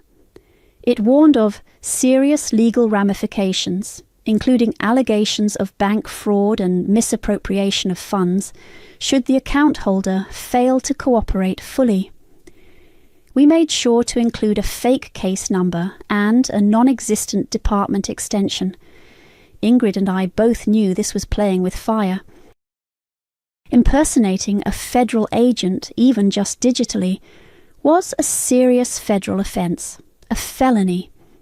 If we got caught, I could lose everything, including my ability to care for Lyle. But the thought of Lyle's future, of what Georgia had stolen from him, burned away any fear I had for myself. This wasn't about me anymore. This was about justice for my son. I hit send. The email vanished, winging its way into Georgia's inbox. I imagined her opening it, her eyes scanning the official-looking language, and a small grim smile touched my lips. Let the games begin. The waiting was the hardest part. I knew Georgia wouldn't immediately panic. She'd probably dismiss it as spam at first, or try to rationalize it away. That's where the cryptic voicemail came in. Ingrid had found an AI voice tool online that could generate incredibly realistic male voices. We spent an hour fine-tuning a script, making sure the tone was authoritative but not overtly aggressive, just enough to imply serious consequences. This message is for Georgia Wallace, the synthesized voice began, a deep, calm baritone. This is Agent Michael Lerner, Financial Crimes Division, Department of the Treasury. We have attempted to reach you via email regarding a serious matter concerning the Wallace Family Medical Fund. Failure to respond to our previous correspondence and this urgent notification may result in escalated legal action. We advise you to contact our office immediately to avoid further complications, including potential allegations of bank fraud. This is a time-sensitive matter. Your cooperation is essential. End of message. I sent the voicemail to Georgia's cell phone that afternoon, Friday. I knew she'd be home, probably still basking in Tabitha's Tesla glow. The effect was almost immediate. My phone, usually quiet when it came to Georgia, started buzzing with frantic texts. "Jordan, did you get some strange email, something about a trust? And a voicemail from some agent?" I played dumb. "Oh, no, Mum, I haven't checked my spam. Why? What's it about? It sounds very official. Something about fraud. I don't understand. What trust fund? I only manage Lyle's little account, and that's perfectly above board." Her texts grew more frantic. "Do you think it's a scam?" "Should I call the bank? Do you know any lawyers?" I texted back, feigning mild concern. Sounds serious. Maybe you should look into it. I'm not sure what to tell you, Mum. I'm just a medical billing specialist, not a financial crimes expert." I enjoyed the irony of that. Over the weekend, Georgia's paranoia escalated. She started calling around, asking her friends if they knew anyone in the IRS, anyone who could make this go away.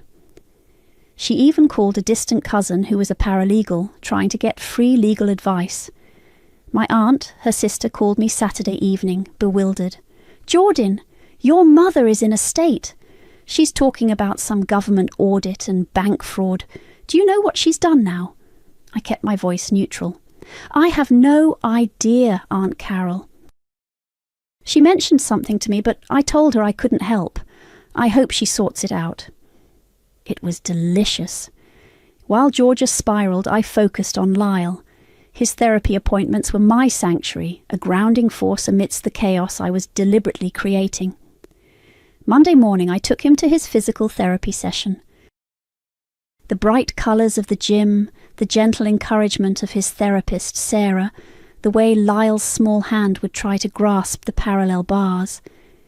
These moments were a stark reminder of what I was fighting for.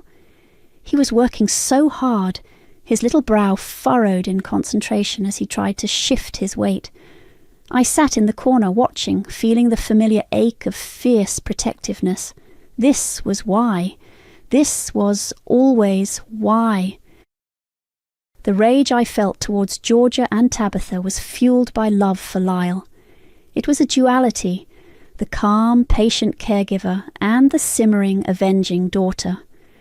Later that day, I was scrolling through Tabitha's Instagram just to see if there were any updates on her blessed life.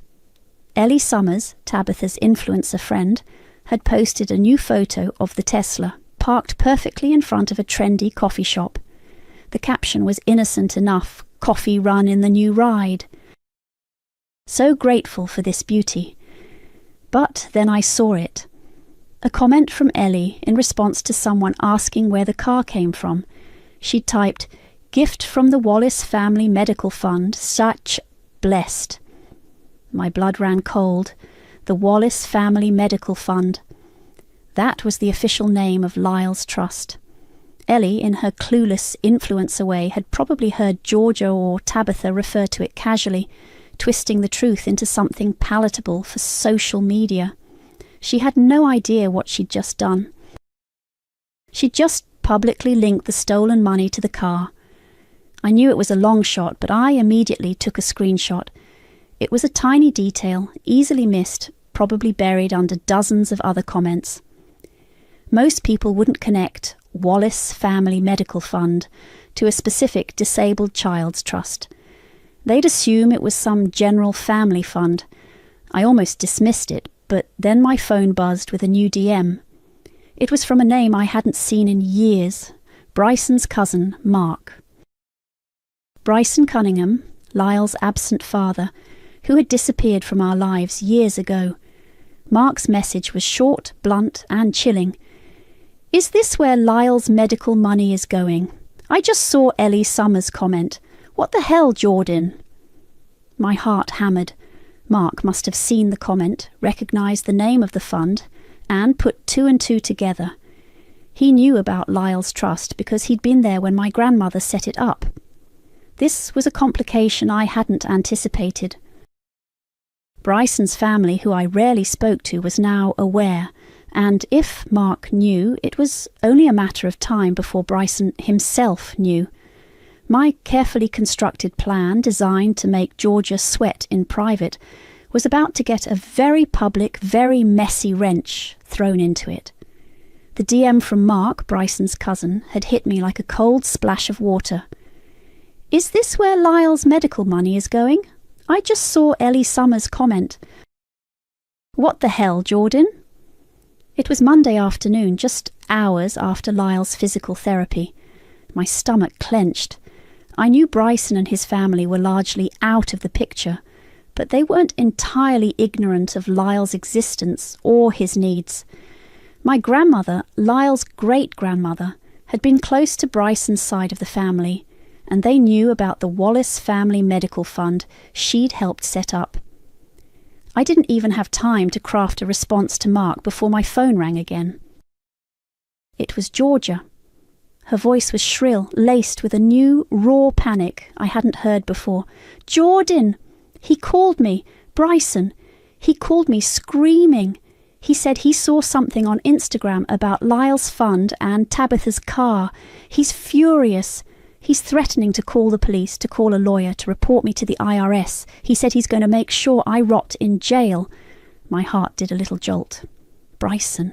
Lyle's absent father, Bryson Cunningham, 38 years old. The man who had walked out of our lives 6 years ago, leaving me to navigate Lyle's diagnosis and care alone.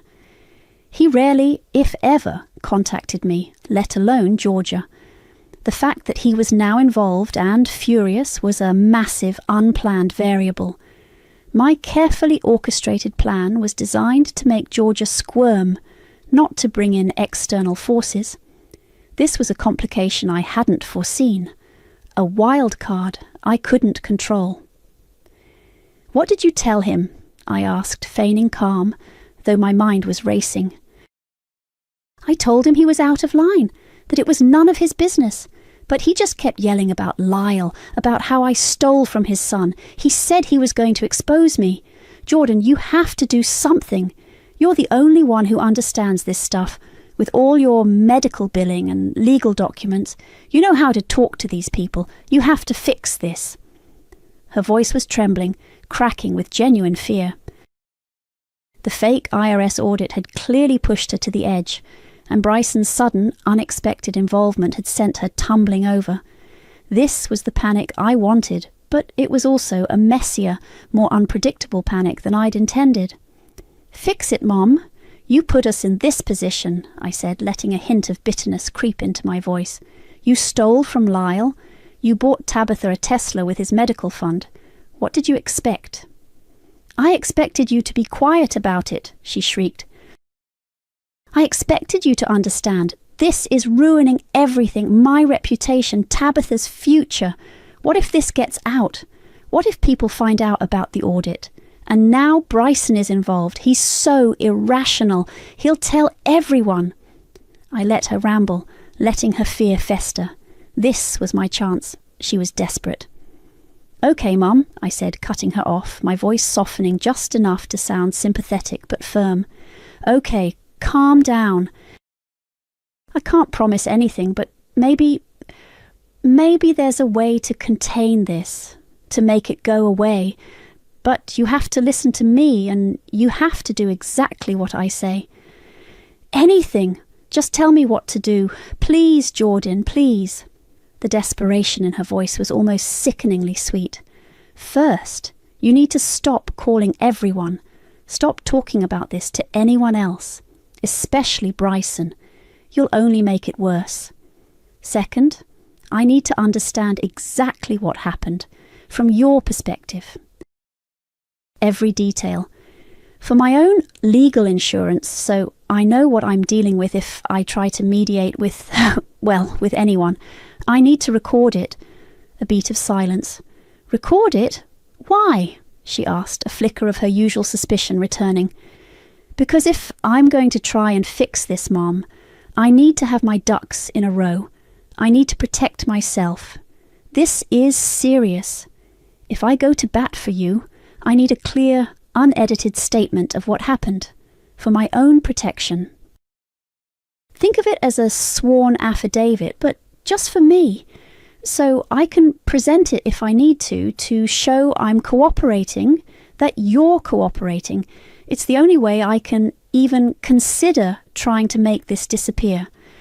Otherwise, I can't help you. And Bryson is serious, Mom. He's Lyle's father. He has legal standing.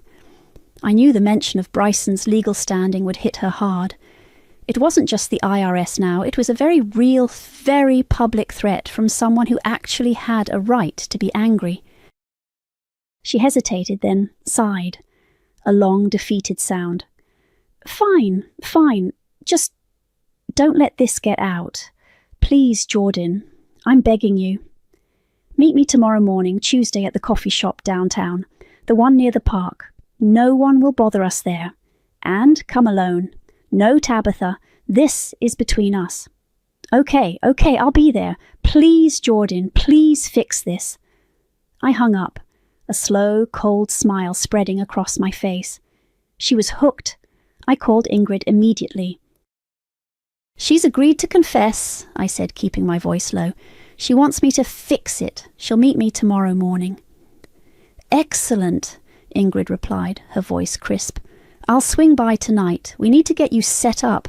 You'll need a wire, something discreet. We want her to hang herself, not get spooked.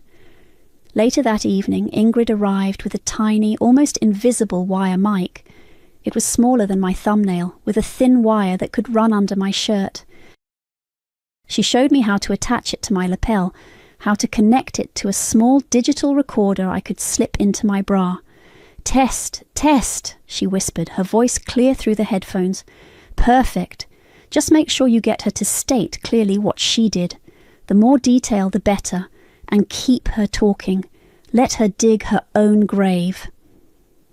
I looked at my reflection in the mirror, the tiny mic almost imperceptible against my dark shirt. My face was pale, but my eyes held a fierce light. This was it. The moment of truth. Let her hang herself, Ingrid said, her voice a low murmur. She deserves it. Tuesday morning dawned grey and drizzly, mirroring the mood I was cultivating. I woke before Lyle, the tiny wire mic already taped to my lapel, the small digital recorder nestled discreetly in my bra. Ingrid had made sure it was practically invisible, a secret weapon against my own mother. I felt a strange calm, a focused intensity I hadn't known I possessed. This wasn't just about getting the money back. It was about reclaiming my agency, about making Georgia face the truth of what she'd done.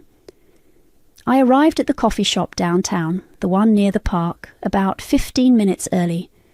It was quiet, just a few early birds nursing their lattes. I chose a corner table out of the main flow where the light was dim.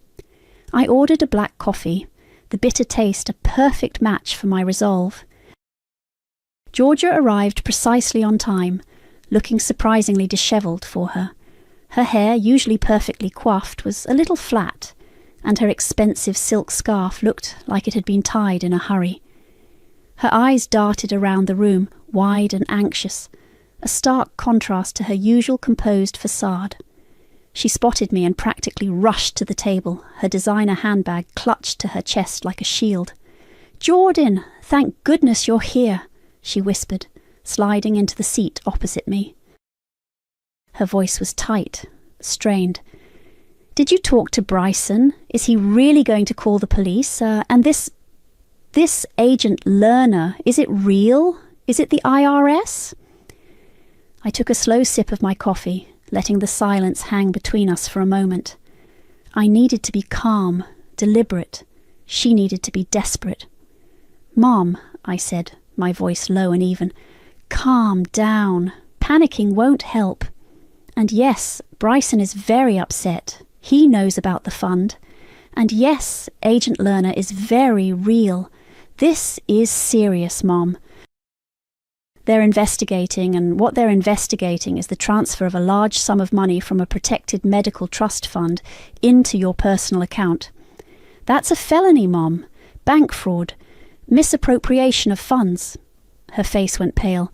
But I didn't mean any harm. It was just a temporary reallocation. I was going to put it back eventually. That's not what the bank records say, I countered, pulling a folded sheet of paper from my bag.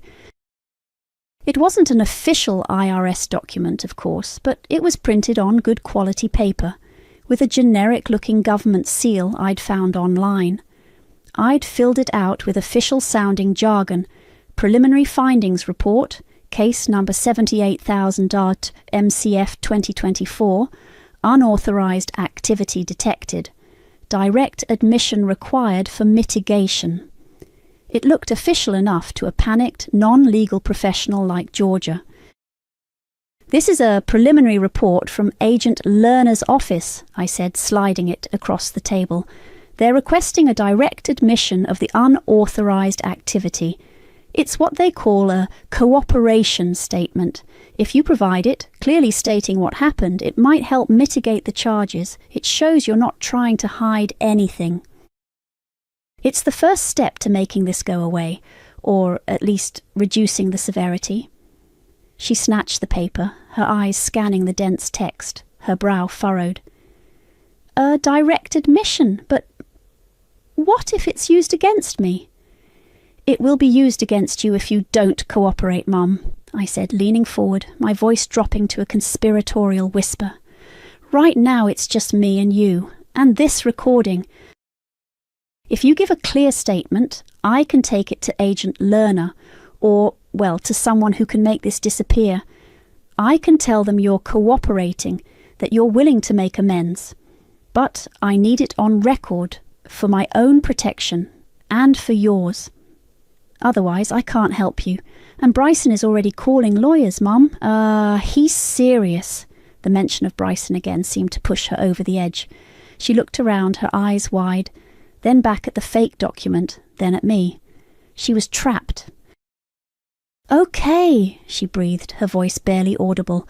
"Okay, what do I say?" I pulled out my phone, pretending to set up a voice memo. The real recording from the wire was already running.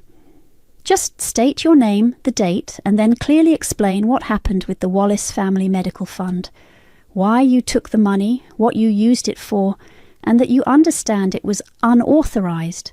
She took a shaky breath, her hands trembling as she clasped them on the table. "My name is Georgia Wallace. Today is Tuesday, current date." Her voice was a thin, reedy sound, nothing like her usual confident tone. I took the money out of Lyle's account, the Wallace Family Medical Fund. It was $78,000. I used it to buy Tabitha a car, a Tesla, as a graduation gift." Her voice cracked on the last word, and she swallowed hard. I didn't think Jordan would find out. I thought I could replace it before anyone noticed. I didn't realize it would cause so much trouble. I know it was unauthorized. I know it was wrong." Tears welled in her eyes, but they were tears of self-pity, not remorse. "I'm willing to sell the car back, to make it right. Please, Jordan, just make this stop." I let her finish, her words hanging in the air, captured by the tiny device on my chest. The sound of her voice, so broken and desperate, was a strange kind of music to my ears. It wasn't the full apology I deserved, not the acknowledgement of Lyle's pain, but it was a confession. A recorded confession. I leaned back, my expression unreadable. "It's a start, Mom," I said, my voice calm, almost detached. "But you're not done." I watched her face crumple slightly, the full weight of what she'd just admitted beginning to sink in. She had no idea how far I was willing to go. Later that day, back in the quiet of my own home, I transferred the audio file from the recorder to my laptop. I listened to it twice, her trembling voice recounting her crime.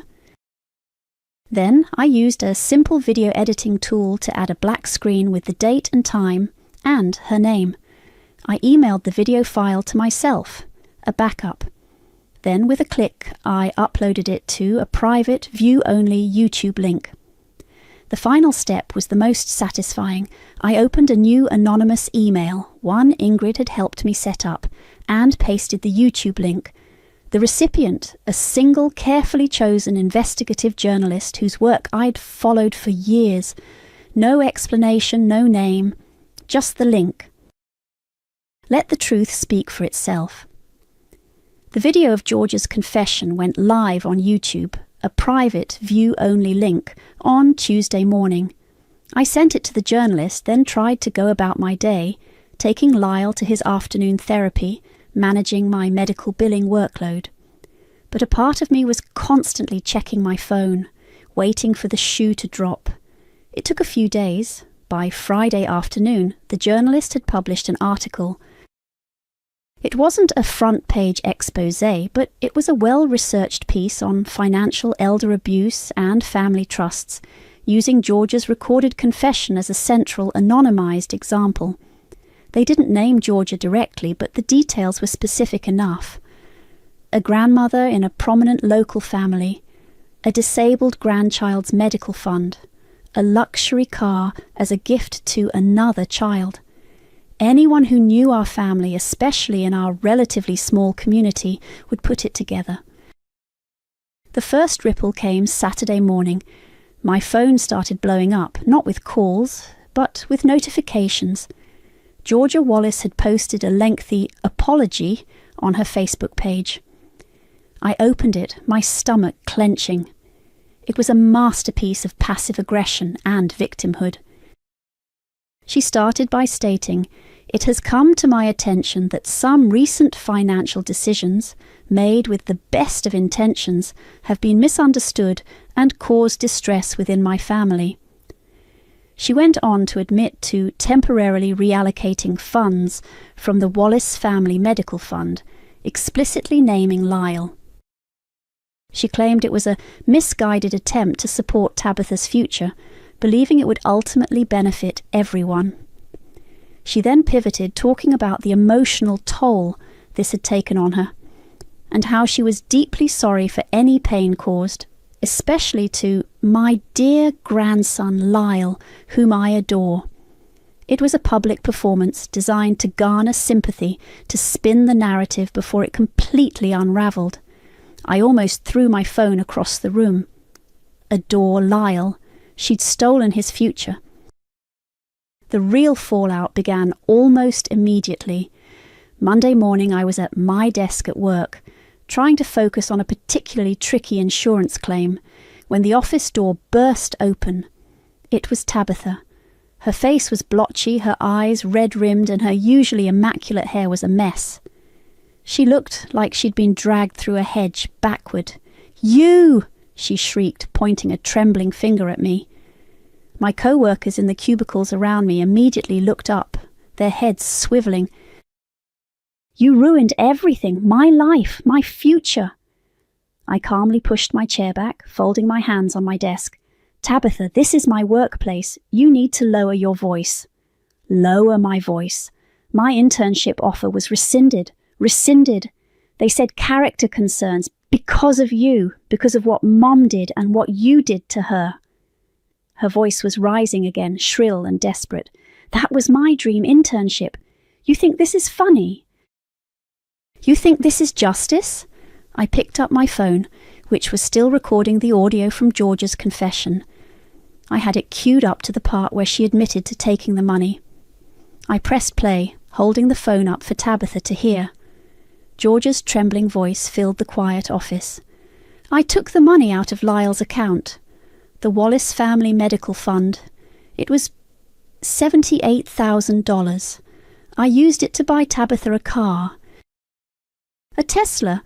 I didn't think Jordan would find out." Tabitha listened, her face draining of colour as her own mother's voice confessed to the theft.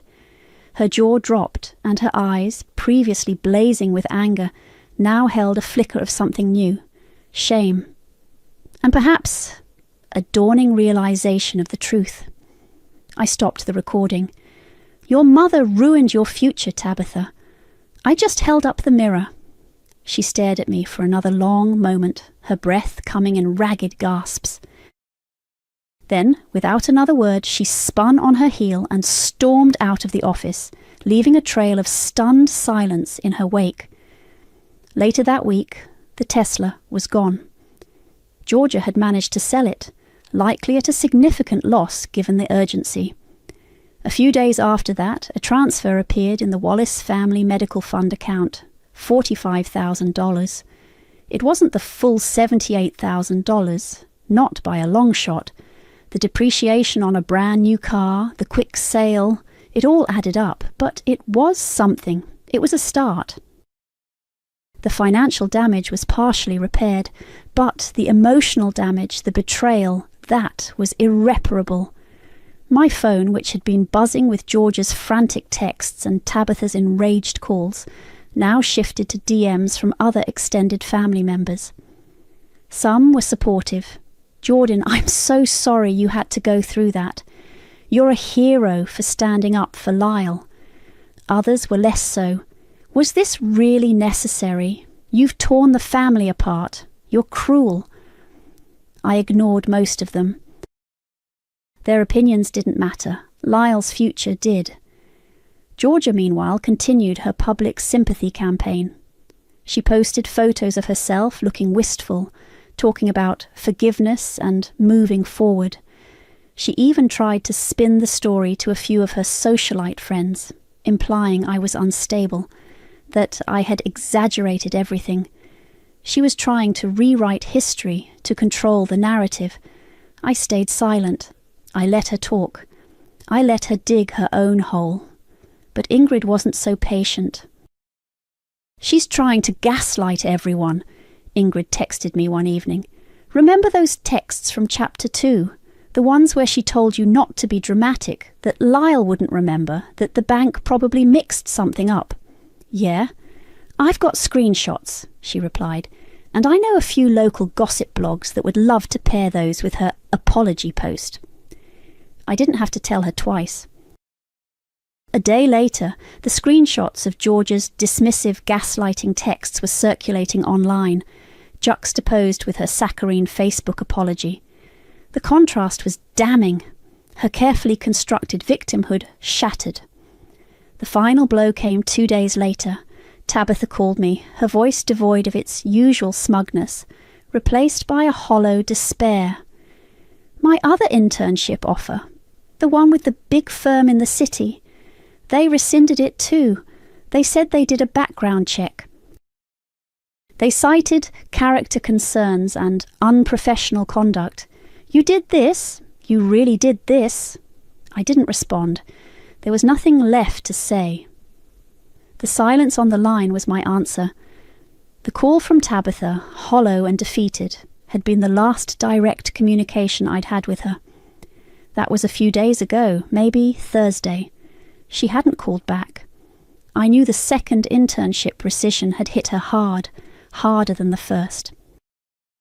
It wasn't just a lost opportunity, it was a public humiliation, a direct consequence of her mother's actions and, by extension, her own complicity. I was at home folding laundry when my front door burst open. It was Tabitha, again, but this time she wasn't just angry, she was a storm of raw, unadulterated venom. Her eyes were swollen, her face blotchy, and her expensive clothes looked like she'd slept in them. "Congratulations," she spat, her voice a low, guttural growl, completely devoid of her usual polished tone. "You ruined my life, my career, my reputation, everything I worked for. Are you happy now, Jordan? Is this what you wanted?" I straightened up, a basket of Lyle's tiny socks in my hand. My heart didn't even quicken, her words just bounced off me. I'd been through too much, felt too much, to be swayed by her self-pity. "No, Tabitha," I said, my voice calm, almost tired. "I'm not happy. And I didn't ruin your life. Your mother ruined your life. I just held the mirror." Her face contorted. "Don't you dare blame Mom. She was just trying to help me. She loves me. She stole from her disabled grandson to buy you a luxury car, Tabitha. A car you happily accepted, knowing full well where it came from. You stood there, smug and superior, while she gaslit me about Lyle's future. You said I was jealous. You said I didn't want you to succeed. You were a willing participant in the theft of Lyle's medical care. And now you're facing the consequences, not from me, but from the truth." She flinched, her eyes darting away for a split second. "That's not fair. I didn't know it was a trust fund. Mom just said it was family money." "And you didn't question $78,000 for a graduation gift from a mother who's always been tight with money unless it served her image? You're a law school graduate, Tabitha. You're supposed to be smart. You chose to be willfully ignorant. That's on you." She opened her mouth, then closed it, her shoulders slumping. The fight seemed to drain out of her, replaced by a defeated slump. She just stared at me, then at the laundry basket, then at Lyle's wheelchair parked by the wall. The silence stretched, thick with unspoken accusations and the bitter taste of reality. Finally, she just turned and walked out, the door closing softly behind her. I didn't hear her car pull away. The fallout for Georgia was more insidious, a slow social strangulation. She wasn't openly ostracized, but the whispers were everywhere. I heard it from Aunt Carol, who called me, sounding genuinely distressed. "Jordan, your mother wasn't invited to the ladies' auxiliary luncheon this month. And the bridge club. They've been very quiet. People are talking about the article. About those texts Ingrid leaked." Georgia's carefully cultivated image as the pillar of the community, the generous matriarch, was crumbling. She was still trying to put on a brave face, but I saw her at the grocery store once, her eyes darting nervously, avoiding eye contact. She was no longer the centre of attention. She was the subject of hushed gossip. She was being excluded from family functions too. My cousins, even those who initially called me cruel, now kept their distance from Georgia. The damage to her reputation in our small community was profound and, for her, probably more painful than any financial loss. It was a quiet Tuesday afternoon, a week after Tabitha's last outburst. I had taken Lyle for his therapy walk in the park. The autumn air was crisp, the leaves turning brilliant shades of red and gold. Lyle, in his specialized wheelchair, was enjoying the gentle bumps and turns of the paved path. His head was tilted back, watching the leaves drift down from the trees. I pushed him slowly, the rhythm of our movement soothing something raw inside me. My rage, which had burned so intensely for weeks, had begun to subside. It hadn't vanished entirely, but it had transformed into a dull ache, a scar. The fight was over.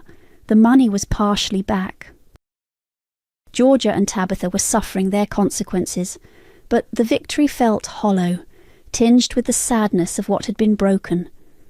Lyle let out a soft sound, and I knelt beside his chair. He reached out a small hand, his fingers curling around mine. His grip was surprisingly strong, warm. In that moment, looking into his bright, curious eyes, the anger, the bitterness, the exhaustion, all faded into the background. This was what mattered. This little hand, this precious life. He was why I fought. He was why I would always fight. The cost of silence, the weight of speaking out. It had been heavy, but seeing his small, determined face, I knew it had been worth it. When we got home, the mail was sitting on the kitchen counter. Bills, junk mail, the usual. And then I saw it. A thick, cream-coloured envelope, heavier than the others. No return address, just a government seal, stark and official. Department of the Treasury. My blood ran cold. I tore it open, my heart hammering against my ribs. It wasn't a fake. It wasn't from Agent Michael Lerner. It was from the actual IRS. The letter was concise, formal, and utterly terrifying. It stated that their office had received a fraud alert regarding duplicate identities posing as Treasury personnel. It referenced a specific case number, one that looked eerily similar to the fake one Ingrid and I had concocted. My name was clearly printed on the letter, followed by a directive. Please contact our office immediately to clarify your involvement in this matter, as failure to cooperate may result in severe legal consequences. My fake revenge, designed to make Georgia sweat, had attracted real attention, and now it was coming for me. The letter from the actual IRS sat on my kitchen table, a stark white rectangle of dread. My heart was still pounding from reading it. Duplicate identities posing as Treasury personnel. My fake revenge, the one that had felt so clever and justified, was now a real, tangible threat. This wasn't about making Georgia sweat anymore. This was about my own freedom, my ability to care for Lyle. I called Ingrid immediately, my voice tight. It happened. The IRS. A real letter. They know. Ingrid was quiet for a moment. Okay, Jordan. Deep breaths. What exactly does it say? I read her the key lines, the demand for contact, the warning of severe legal consequences. All right, Ingrid said, her voice steady. It's serious, but you didn't commit actual financial fraud. You didn't steal money. You impersonated to expose a theft. That's a crucial distinction. You need to be completely honest with them. Tell them everything. From the moment you saw that Instagram post to the recording of Georgia.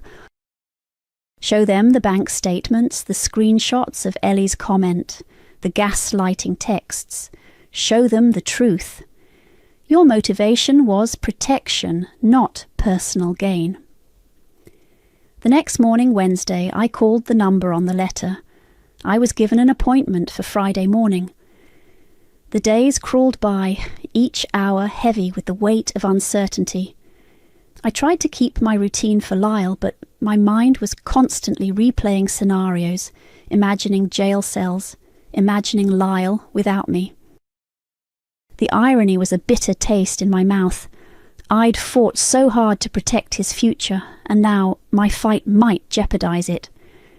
Friday morning I walked into the federal building, my stomach churning. The agent, a woman named Agent Miller, was brisk and professional, but her eyes held a quiet intensity. She was probably in her late 40s, with a no-nonsense demeanour. I sat across from her, a knot of fear in my chest, and I told her everything. I laid out the whole story, from Ellie's post to the missing $78,000, to George's dismissive phone call, the in-person confrontation, Tabitha's smugness. I explained Lyle's cerebral palsy, his trust fund, how every penny was vital for his care. I showed her the bank statements, the digital signature, the screenshots of Ellie's comment, even the texts from Georgia. I explained how Ingrid and I had created Agent Learner, the email, the AI voice, all to scare Georgia into confessing. I played the recording of Georgia's confession, her trembling voice admitting to everything. Agent Miller listened, her expression unreadable, occasionally taking notes. When I finished, the room was silent. "Ms. Wallace," she said finally, her voice low, "impersonating a federal agent is a felony. It's a serious offence regardless of your intent." I swallowed hard. I know, Agent Miller. I knew the risk, but I was desperate.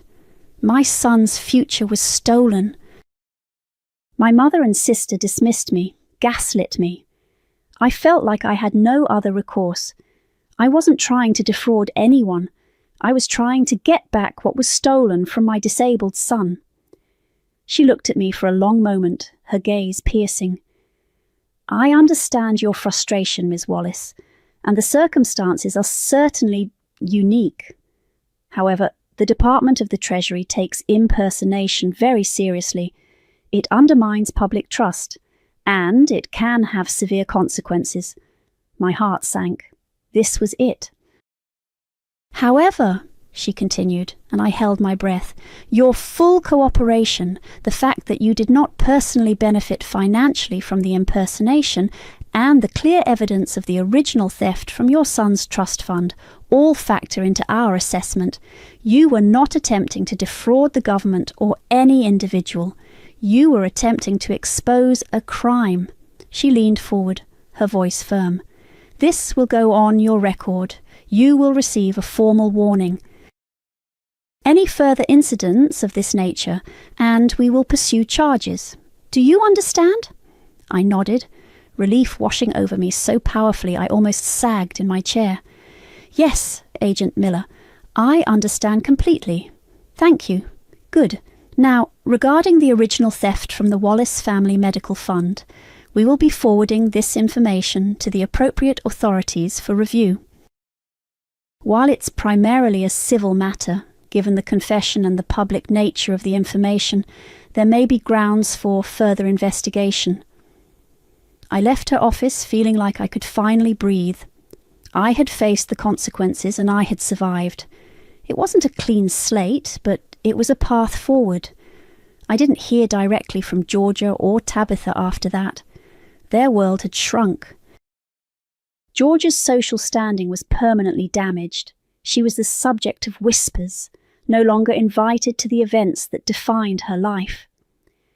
Tabitha's law career, once so promising, was stalled before it even began. The character concerns were a black mark she wouldn't easily erase. They were left to sit in the ashes of their own making, their lives defined by the very public humiliation they had brought upon themselves. My emotional closure didn't come from their downfall, not really. It came from a quiet, internal shift. The rage had served its purpose, but it had also been a heavy burden. Now it was time to let it go. A few days later, I was sitting with Lyle in his room, the late afternoon sun streaming through the window. He was playing with a set of blocks, his small hands working diligently to stack them. I pulled out my phone, opened the voice memo app. "Hey, buddy," I whispered, my voice thick with emotion. "This is for you. They say you won't remember what you missed. They say you won't know. But you'll know, baby. You'll know your mama fought. I fought for you, Lyle. I fought for your future, for your dignity, for every penny that was supposed to help you live your best life. And I'll keep fighting. Always." I pressed stop, the recording a private testament to my love, my struggle, and my unwavering commitment. The fight had left scars, deep ones, but it had also forged something unbreakable within me. I was no longer the quiet, underestimated Jordan. I was Lyle's mother, fiercely protective and unyielding. I had delivered justice, not for revenge, but for survival. And in doing so, I had reclaimed my own power. I walked away from the wreckage of my family, head high, heart scarred, but free. The key stopped at 10 o'clock and wouldn't turn. I took it out, breathed on it like it was the problem, and tried again. Same brick wall. Mum opened the door with a new brass deadbolt shining over my shoulder. "Oh," she said, like I was a delivery. "The spare key belongs to your sister now. My name is Lana Rose. I'm 35, and I do medical billing at a paediatric clinic 20 minutes away from the house I grew up in. I moved back into that house for 6 months last year to help my dad when his cancer treatment got serious. I kept my apartment the whole time because I thought I'd come back to it when he felt stronger. He never did. We buried him on Tuesday. Today is Thursday." "New locks?" I asked. My voice came out flat. I held up my key anyway. "Insurance," Mum said, glancing past me at the quiet street. Salt crusted the edges of the porch. "People know when there's been a funeral." Emerson appeared behind her, robe tied in a pretty bow. She's 28, good at starting conversations and not finishing chores. "We were just about to make tea," she said, not moving from the heat spilling out of the doorway. "I came to grab a few things," I said. "My charger, the binder from Dad's desk." Mum stepped onto the mat and pulled the door close behind her. The new deadbolt clicked with a smug little sound. "The spare key belongs to your sister now," she repeated, like maybe I hadn't heard it the first time. "She's the one who's been here." "I was here," I said, and heard how small it sounded. 6 months of medication schedules, waterproof pads, and the furnace cutting out at 2 a.m. Me on hold with the gas company in the laundry room, so Dad couldn't hear the music they play when you're waiting to fix a problem nobody sees. Mum's mouth tightened. You did your nights. She did the days. She kept me company during chemo. She earned the house. There it was. I looked at Emerson. She looked at the wreath on the door like it was suddenly fascinating. It's Mum's house, she said, soft. I'm just here? Right, I said. While I was here, I put the gas in my name because the furnace kept cutting out. It's still in my name. Autopay is still running. Mum waved a hand, the way you shoo a fly. You're good with bills, Lana. Don't make this ugly. We're all tired. Behind her, I could see the hall table where Dad kept his change. The dish was still there, quarters winking. His slippers were gone. I had put them in a bag and set them by the donations pile, and then hated myself for being efficient. I'll need the binder, I said. The blue one with the receipts. Mum shifted, blocking the door more squarely with her body. I'm sorting things. It has my name on half of what's inside, I said. Furnace repair, co-pays, the grocery runs I did when Mum couldn't leave. I didn't raise my voice. I didn't say, remember who changed his dressings. I didn't say, remember who slept in the chair. Emerson's hand slid up and down her robe tie. Can we not do this on the porch? Sure, I said. Can I step inside? Mum's face did something complicated and then smoothed out. The spare key belongs to your sister now, she said for the third time. You moved out. I moved back to my apartment yesterday, I said, because I was told to take a break.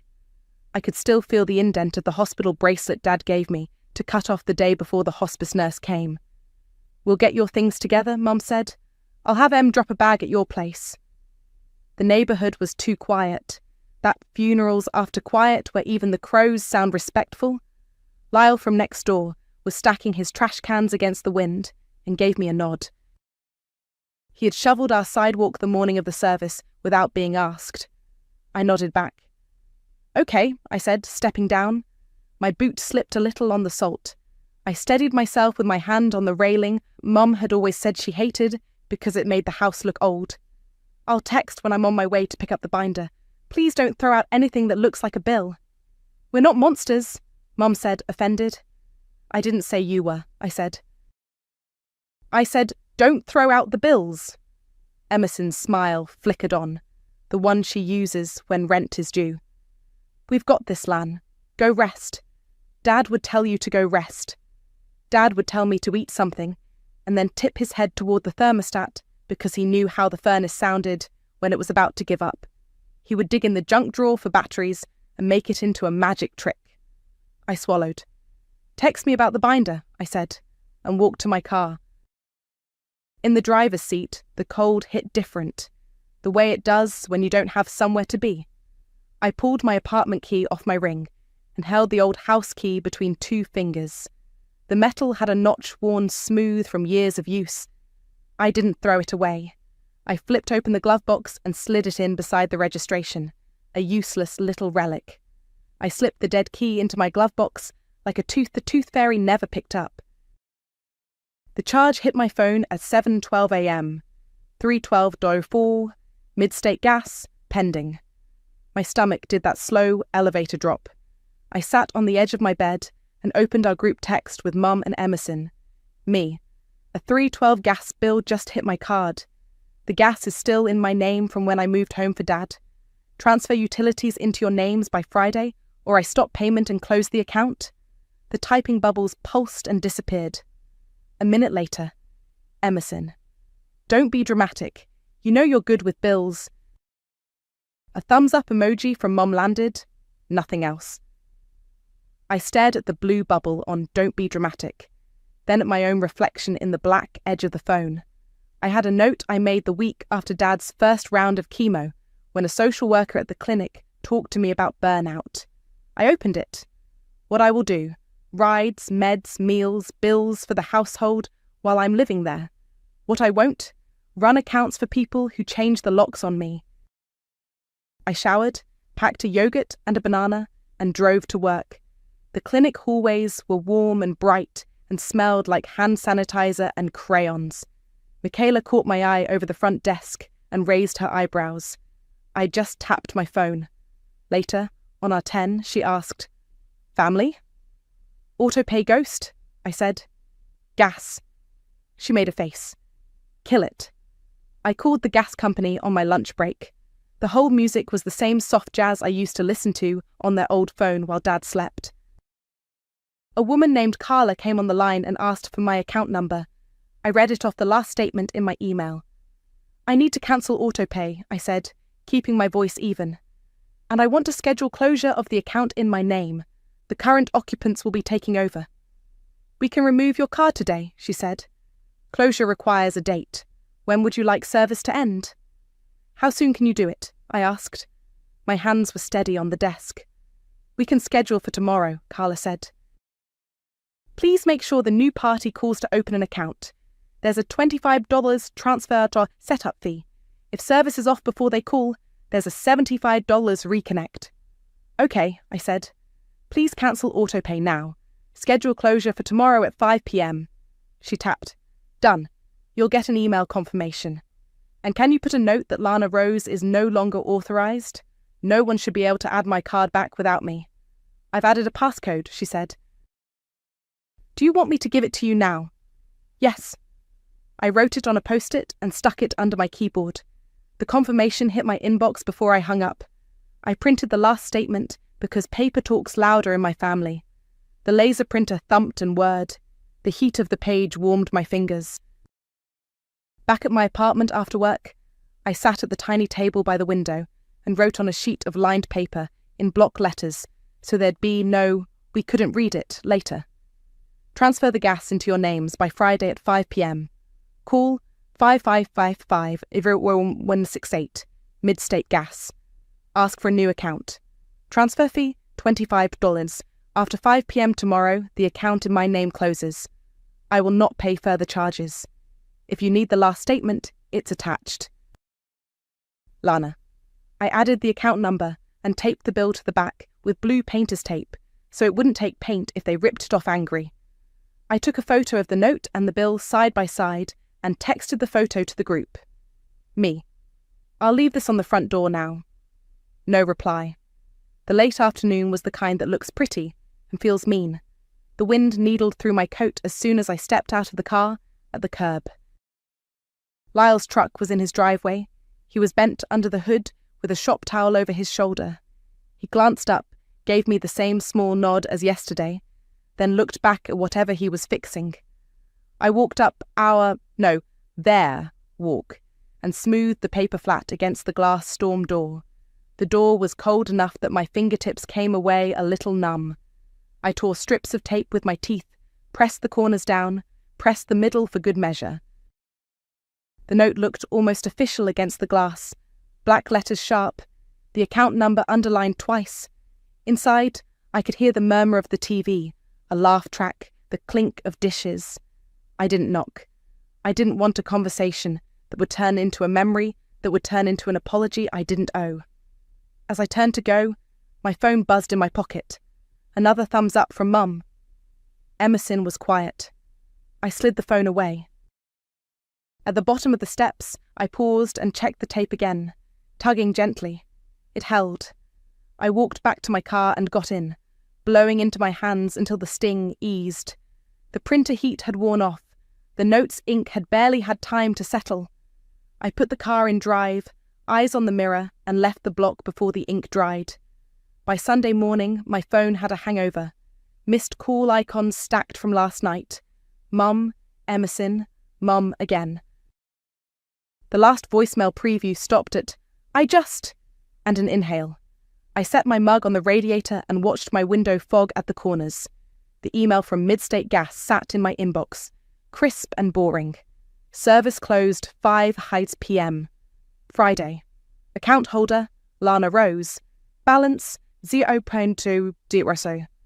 I'd cancelled autopay. There was nothing left for them to tug on. At 9:03 a.m, my screen lit up with Mum. I let it buzz twice and then answered. "How could you?" she said, skipping hello. In the background, I heard a cabinet door smack and the clatter of a pot. "It's freezing. I can see my breath." "You got my note?" I said. "We thought you were bluffing." Emerson's voice came from somewhere near the speaker, smaller. "It's Sunday, Lana." "I gave you until Friday," I said. My voice sounded like I was explaining a copay at work. The account in my name closed at 5. "Just pay this month," Mum said. "We're grieving." "You know you're—" "No," I said, and felt how clean that was. "Here are my terms. I'll pay the $75 reconnect fee one time if you transfer the gas into your names today, and Venmo me the $312 by the end of the month." A spoon scraped a bowl hard enough to bend it. Emerson sighed, the long-suffering kind she used to give teachers. "We'll do it next week. Just get it back on now." "Today," I said. "If you don't transfer it today, I'm out." No reconnect. Silence on their end, the kind that used to make me start filling it with solutions. "Are you really doing this to your mother?" Mum said finally, tight. "Your father would—" "Dad liked to plan," I said. My radiator knocked from deep in the wall, a warm, hollow applause. The note had the number. "Call them." "Fine," Mum snapped. "Just this once. Transfer, repay, then I'll cover the reconnect," I said, steady. "Call me when your names are on the account." "Don't hang up," Emerson said quickly. "Wait, I'll be by my phone," I said, and ended the call before I could hear the sigh I knew was coming. I put the phone face down on the table. The cup left a wet ring on the radiator. Outside, a plough scraped the side street and somebody's dog barked at it like an insult. My hands shook a little and then stopped. I ate toast over the sink and let crumbs stick to my sleeves. 10 minutes later, Emerson texted, "This is so extra. We're freezing." Mum's fingers are blue. I typed and deleted twice, then sent, "Mid-state gas, 555-80168. Transfer fee is $25, 3 dots. Gone. Nothing." At 10:21, another call. "Mum." I let it roll to voicemail. A minute after that, "Emerson." I answered. "Okay," she said without preamble. "We called. They said we have to open a new account. They need Mum's ID and a deposit, maybe? Can you just call them?" "They said you have a passcode." "They can open a new account without me," I said. "The passcode is to keep my card off. That's staying." A cupboard banged again. "You're being cruel," she said, but her voice was low. Not a fight, more a script. "I'm being clear," I said. "You can do this. Ask for a supervisor if you need to. The fee is $75 to reconnect if it goes off." I said, "I'll pay that after you transfer and send the $312. "It's already off," she said, a tiny wobble finally cracking through. "The radiators are cold. We plugged in a space heater and Mum tripped the breaker, and now the microwave won't work." "Flip the breaker back on," I said, "and please don't run a space heater on an extension cord." "That outlet by the pantry is on a different circuit." "Since when are you an electrician?" she snapped, which was safer for her to be mad at than the meter in the basement. "Since Dad taught me which circuit pops when the toaster and the kettle run at the same time," I said. "Call the gas company." She exhaled like a balloon dying. "Fine." I set the phone down again. I printed another copy of the last statement and slid it into a sleeve in my blue binder, because paper soothed me. My apartment smelled like coffee and dust and the lemon cleaner I'd used on the counter last night. I answered a message from Michaela. "You good?" with a thumbs up and a snowflake. At noon, Aunt May's name flashed across my screen. I didn't pick up. It went to voicemail, long and windy, the kind where everyone's just concerned means they want you to go back to the girl who handled everything. I didn't listen to the end. By 2, the call slowed. Cold makes people efficient. A text from Emerson popped up with a photo of Mum's ID and the words, "They're making this impossible. We need the last 4 of Dad's SSN." "You don't," I wrote back. "He's gone. It's your account now. 3 dots, then nothing." At 3:40, Mum's name filled the screen. I answered. "Transfer's done," she said, clipped. "They said reconnection is $75. Pay it." "Venmo me the $312, I said. "I'll call and pay the $75. A beat. Then, "We don't have it right now," Emerson said, softer. "End of the month?" "That's what I said. "By month's end." Another clatter of something metal. Someone muttered. Then the line went quiet in that old, punishing way. "I'll call Midstate now," I said. "Text me a screenshot of the new account holder page. Names and address." A flurry of keys, a ping. The screenshot arrived. Wendy Rose, Emerson Rose. I saved it. I called Midstate Gas and paid the $75 with my card. Carla wasn't on shift, but the man who answered took the payment and gave me a reconnection window. Tonight or tomorrow morning, depending on texts.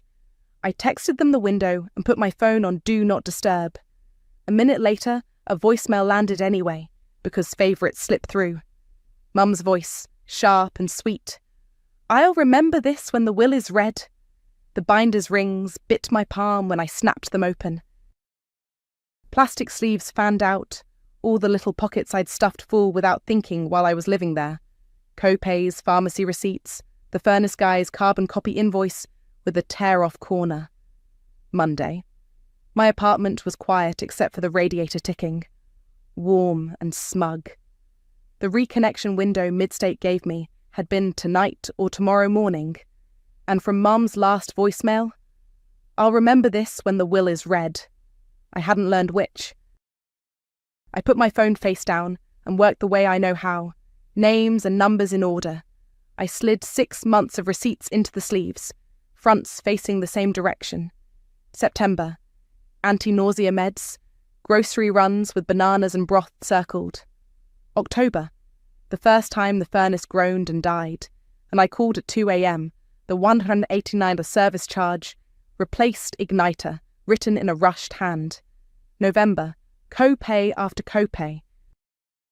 December. Space heater I bought and left in the hall closet, the one they were now plugging into extension cords. On my 10 at the clinic, I called the bank. The woman on the line had a bright voice and a script that didn't make me feel stupid for not having done this already. "I want to replace my debit card," I said. "New number. I had a utility on autopay and I've closed that account. I don't want any surprise charges." "We can do that," she said. "Do you want to set purchase alerts as well? We can text you for any online or recurring charge attempts." "Yes," I said. "All of it." She read disclosures. I said yes. She told me the new card would be at my apartment in 5 to 7 business days. In the meantime, I wrote alerts on in the corner of the post-it with the Midstate passcode and stuck it beside my monitor at work. On my lunch, I called Midstate again and got a different rep, a man named Dave who sounded like he was eating pretzels between calls. "I just want to make sure my card isn't stored anywhere," I said. "The account in my name is closed." He clicked. "Looks closed. Payment token deleted. And just so you know, the new account for that service address is under different names. We can't attach you to it without your authorization and our passcode." "Good," I said. "Thanks. You got a reconnection window," he said, reading. "If a tech didn't make it last night, they'll be by this morning. Someone 18 or older has to be present?" "They are," I said, and hung up before I could make that my problem too. Around 2, my phone buzzed with Lyle's name. He never calls. He's a lean-on-the-rake kind of talker. "Hey, Lana," he said when I answered. Wind sizzled in the phone, like he was outside. "You good?" "I'm okay," I said. "You?" "Cold over there," he said. "Looks like they've got an orange extension cord from the living room into the hallway and one of those little cube heaters running. I don't want to be nosy, but those things make me nervous." I could picture it. The cord snaked under that lumpy rug Dad always tripped on, the little red eye of the heater glaring. "Thanks for letting me know," I said. "They've got the number for the gas company. A tech should be by today." He made a thoughtful noise. "If they need an extra blanket, I've got some old army wool in the garage. You want me to offer?" "I think that would go over better from you than me," I said. "But don't put yourself in the middle." "I already live next door," he said, dry. "Kind of comes with the pipes." I smiled without meaning to. "Thanks, Lyle." "Anytime," he said, and hung up. After work, I stopped for printer ink and clear tape. Back home, I put the binder on the living room floor and sat cross-legged. The coffee table had a ring where a planter used to be. I wiped it with my sleeve. I slid the furnace invoice into a sleeve and wrote the date on the tab in neat block letters. Dad's handwriting peered up at me from a corner of a pharmacy bag. His full name, in that neat script he taught himself after the tremor started. It felt like touching his shoulder by accident in a crowd. I called the pediatric clinic's voicemail to check tomorrow's schedule. My voice sounded normal in my own ear. I answered a text from Michaela. "How's the glacier?" with a picture of my radiator and the clap emoji. Then I opened my email and made a folder called House, closed and dragged the mid-state confirmation into it. I took a screenshot of the screenshot Emerson had sent me yesterday, new account holder, Wendy and Emerson, and saved it under theirs, time-stamped. I set a folder rule to ping me for any purchase over $100, which my bank would mirror. The ache came in honest then, not wrapped in a bill. I let it. I remembered Dad tilting his chin toward the thermostat like it was a puzzle we could solve, and me pretending not to know he wanted my hands to be busy so I wouldn't look at his. I leaned back against the couch and breathed in dry radiator heat that smelled a little like dust. My phone buzzed.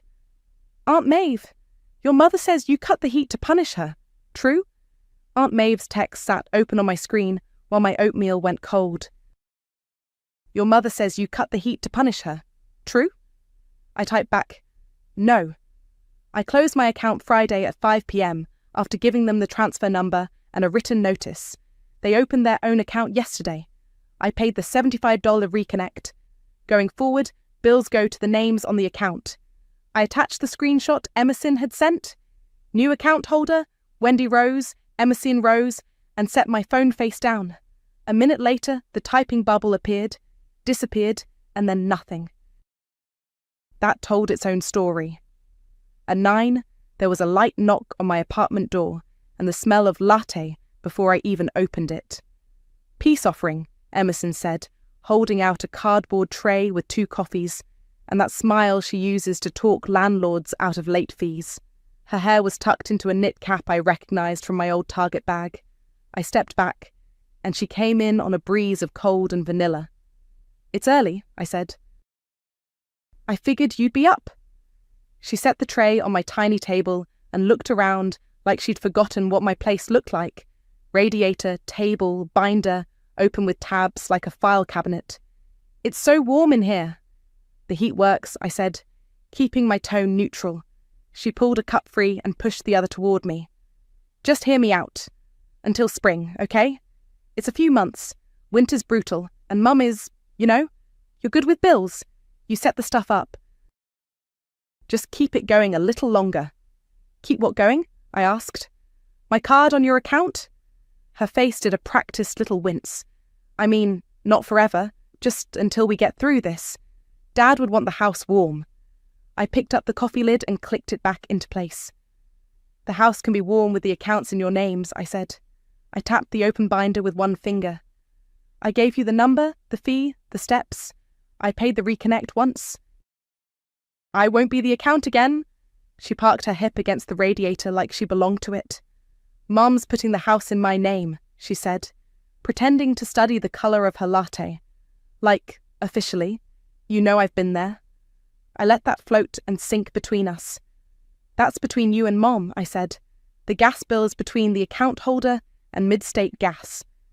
"It's expensive," she said, small, letting the showy smile loosen. "We used the space heater and blew a fuse, and the guy on the phone said something about a deposit. That's insane."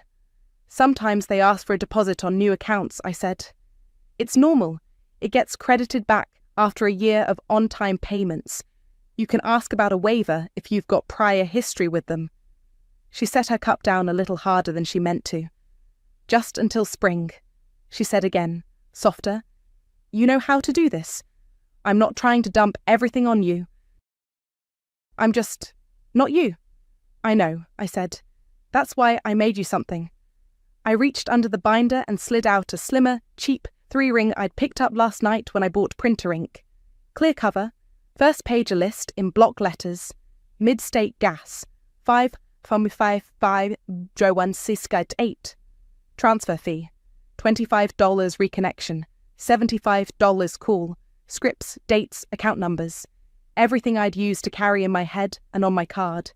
Behind it, copies of the furnace invoice, the last statement, the reconnection confirmation. I turned it so she could read. "I'm dropping this on the porch," I said. "After that, all money questions go to the people whose names are on the bills." Her mouth opened, closed. "So that's it? You wash your hands? You, of all people?" "I'm not washing my hands," I said. "I'm giving you the sink." Her laugh came out surprised, then bitter. "Mum is going to lose it." "She already tried," I said. "She'll be okay. She's always okay." "When the will, I said, and her eyes flicked up. "I'm not playing futures. Today, the account is yours. The heat is yours.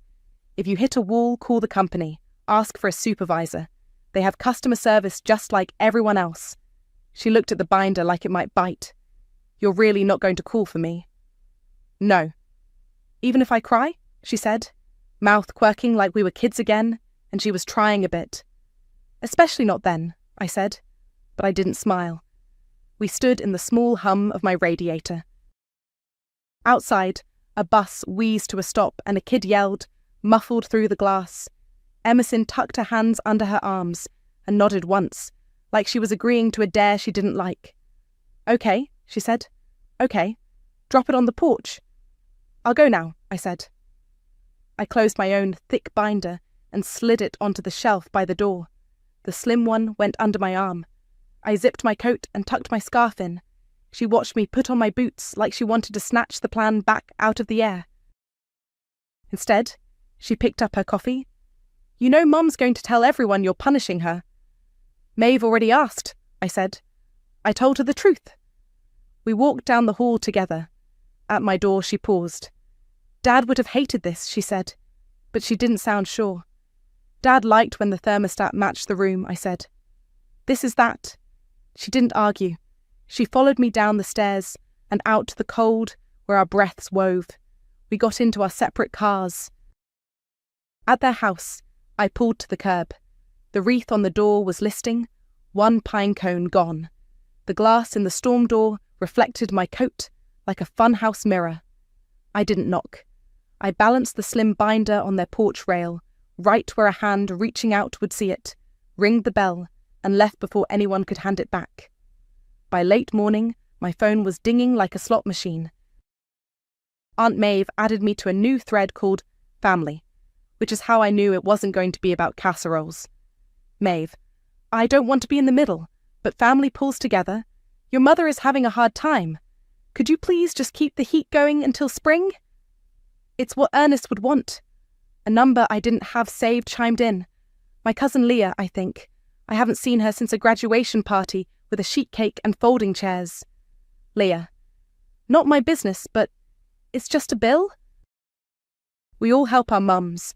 I paid my mum's car insurance last month without making it a thing. Emerson dropped a heart on that. Mum didn't type. She never types in group chats. She forwards. I took a breath that didn't catch and pulled up my camera roll. I had everything because I always have everything. I made a single image. The $312 statement, the note I taped to the door with the mid-state number and the transfer fee, and a screenshot of my text about the Friday deadline and the one-time reconnect. I drew a blue box around the line that said, "Account holder, Lana Rose," and another around the new account screenshot she'd sent me Sunday. Wendy and Emerson. Me.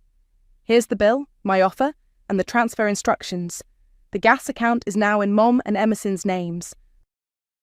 I paid the $75 reconnect once. Going forward, all money questions go to the account holders. I hit send and muted the thread. On iMessage, that means little crescent moon. On my end, it felt like putting earplugs in before a band you don't like. The bubbles bounced. Maeve wrote 2 paragraphs about tone and the optics of cutting your mother off. Leah added, "We're all grieving." Emerson sent a snowflake emoji and then a crying face. I didn't read past the previews. I tapped the info icon at the top of the thread and left. It let me because everyone's on iPhones. Small mercies. Then I opened Mom and Emerson's contact cards and toggled hide alerts. For numbers I didn't recognize that started in our area code, I slid the block switch. It wasn't a technology solution so much as a boundary with an on-off button. Michaela poked her head into my cubicle just before lunch. "Your focus face is on," she said. "Family thread," I said. "I sent a screenshot and mooned them." She grinned. "Proud of you?" At 1, I ate my sandwich over my keyboard and scheduled a refill for a kid's inhaler because I like to do something straightforward when my relatives are composing epics. The bank pinged me for a $10 charge at the coffee shop downstairs, Michaela treating herself, and then went quiet. No utility charges, no strange autopays. The new card would get here next week. Until then, I was dry. By 2, my phone vibrated with Lyle's name. This time he texted a photo. A white van angled in front of Mum's house, mid-state gas in blue on the side. A guy in a beanie carrying a toolbox up the steps. Lyle: "Looks like your folks are getting sorted?" I sent a thumbs up. No one from the house called me. That said more than any apology would have. I let the silence do its job. The radiator hissed a little when the heat kicked on in my apartment. Outside, light went flat in that winter way that makes 4 o'clock feel like midnight.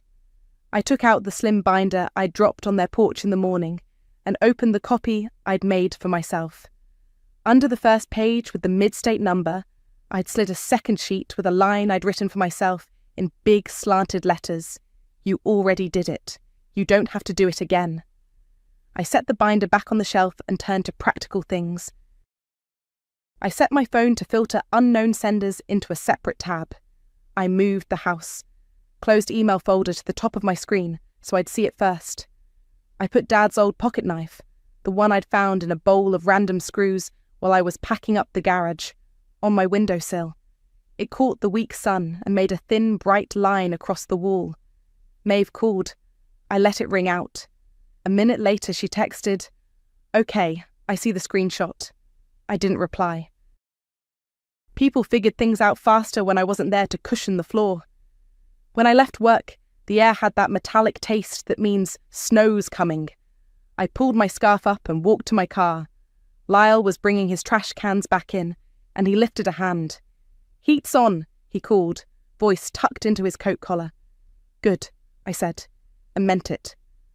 Back home, I kicked off my boots and set my phone face down on the counter. The apartment felt like a held breath I could finally let go of. No voicemail. No, just one more thing. I boiled water and made tea and stood by the window, watching little puffs of steam billow up and fade. The group thread went quiet after I left. My individual threads stayed grey and still. No one asked for my passcode, my card, my magic fix. My radiator tapped a lazy rhythm in the wall. At 4:52, a text pinged from an unknown number. I almost ignored it, then opened it because the preview showed an image. It was a screenshot of the utility account welcome page, the same one Emerson had sent me 2 days ago. Same timestamp, same font, same line under services active. The top read, "New account holder, Wendy Rose, Emerson Rose." The quiet held for most of the afternoon. I made tea, answered 2 messages from Michaela about a billing code, and set my phone on the counter with the screen down. The blue crescent moons sat next to half my conversations like tiny helmets. At 3:11, Mum's name lit up full screen. Favourites slipped through. I let it ring twice, then picked up. "Finally," she said, bypassing hello.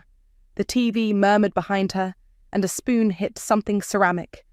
I don't appreciate being humiliated in front of my own sister. I left the thread, I said. "If you have something concrete, say it." Her inhale hit the microphone.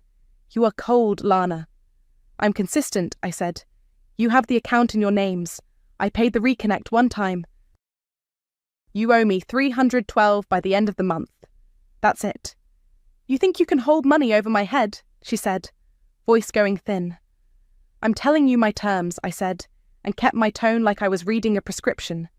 "Transfer complete. Repay the $312 by month's end. I won't be attached to your accounts. I won't call companies for you. If something gets shut off again, I'm not paying a second reconnect. Emerson's voice came on, closer, soft. Mum's having a hard day. She just needs you to meet her halfway. I did, I said. I paid $75 to get your heat back on. I made you a binder with numbers and steps. You have the tools. We could have done this as a family, Mum said. Your father would have wanted warmth. Warmth is a choice, I said. I looked at my radiator, at the little chip of paint that kept not getting fixed, and thought about Dad tilting his chin at the thermostat. You know the number. Silence. Not the charge kind, just the empty kind that happens when there isn't anything left to say that isn't a repeat. You're going to regret this, Mum said, but it didn't land like it used to. I'm going to make dinner, I said. Call me when you've sent the 312. Otherwise, don't call for money. Emerson tried one last angle, voice honeyed. Just this once? Cover the next bill and I'll... No, I said, and ended the call clean. I put the phone on Do Not Disturb and turned to my cutting board. Onion, garlic, a can of tomatoes. The ordinary alchemy.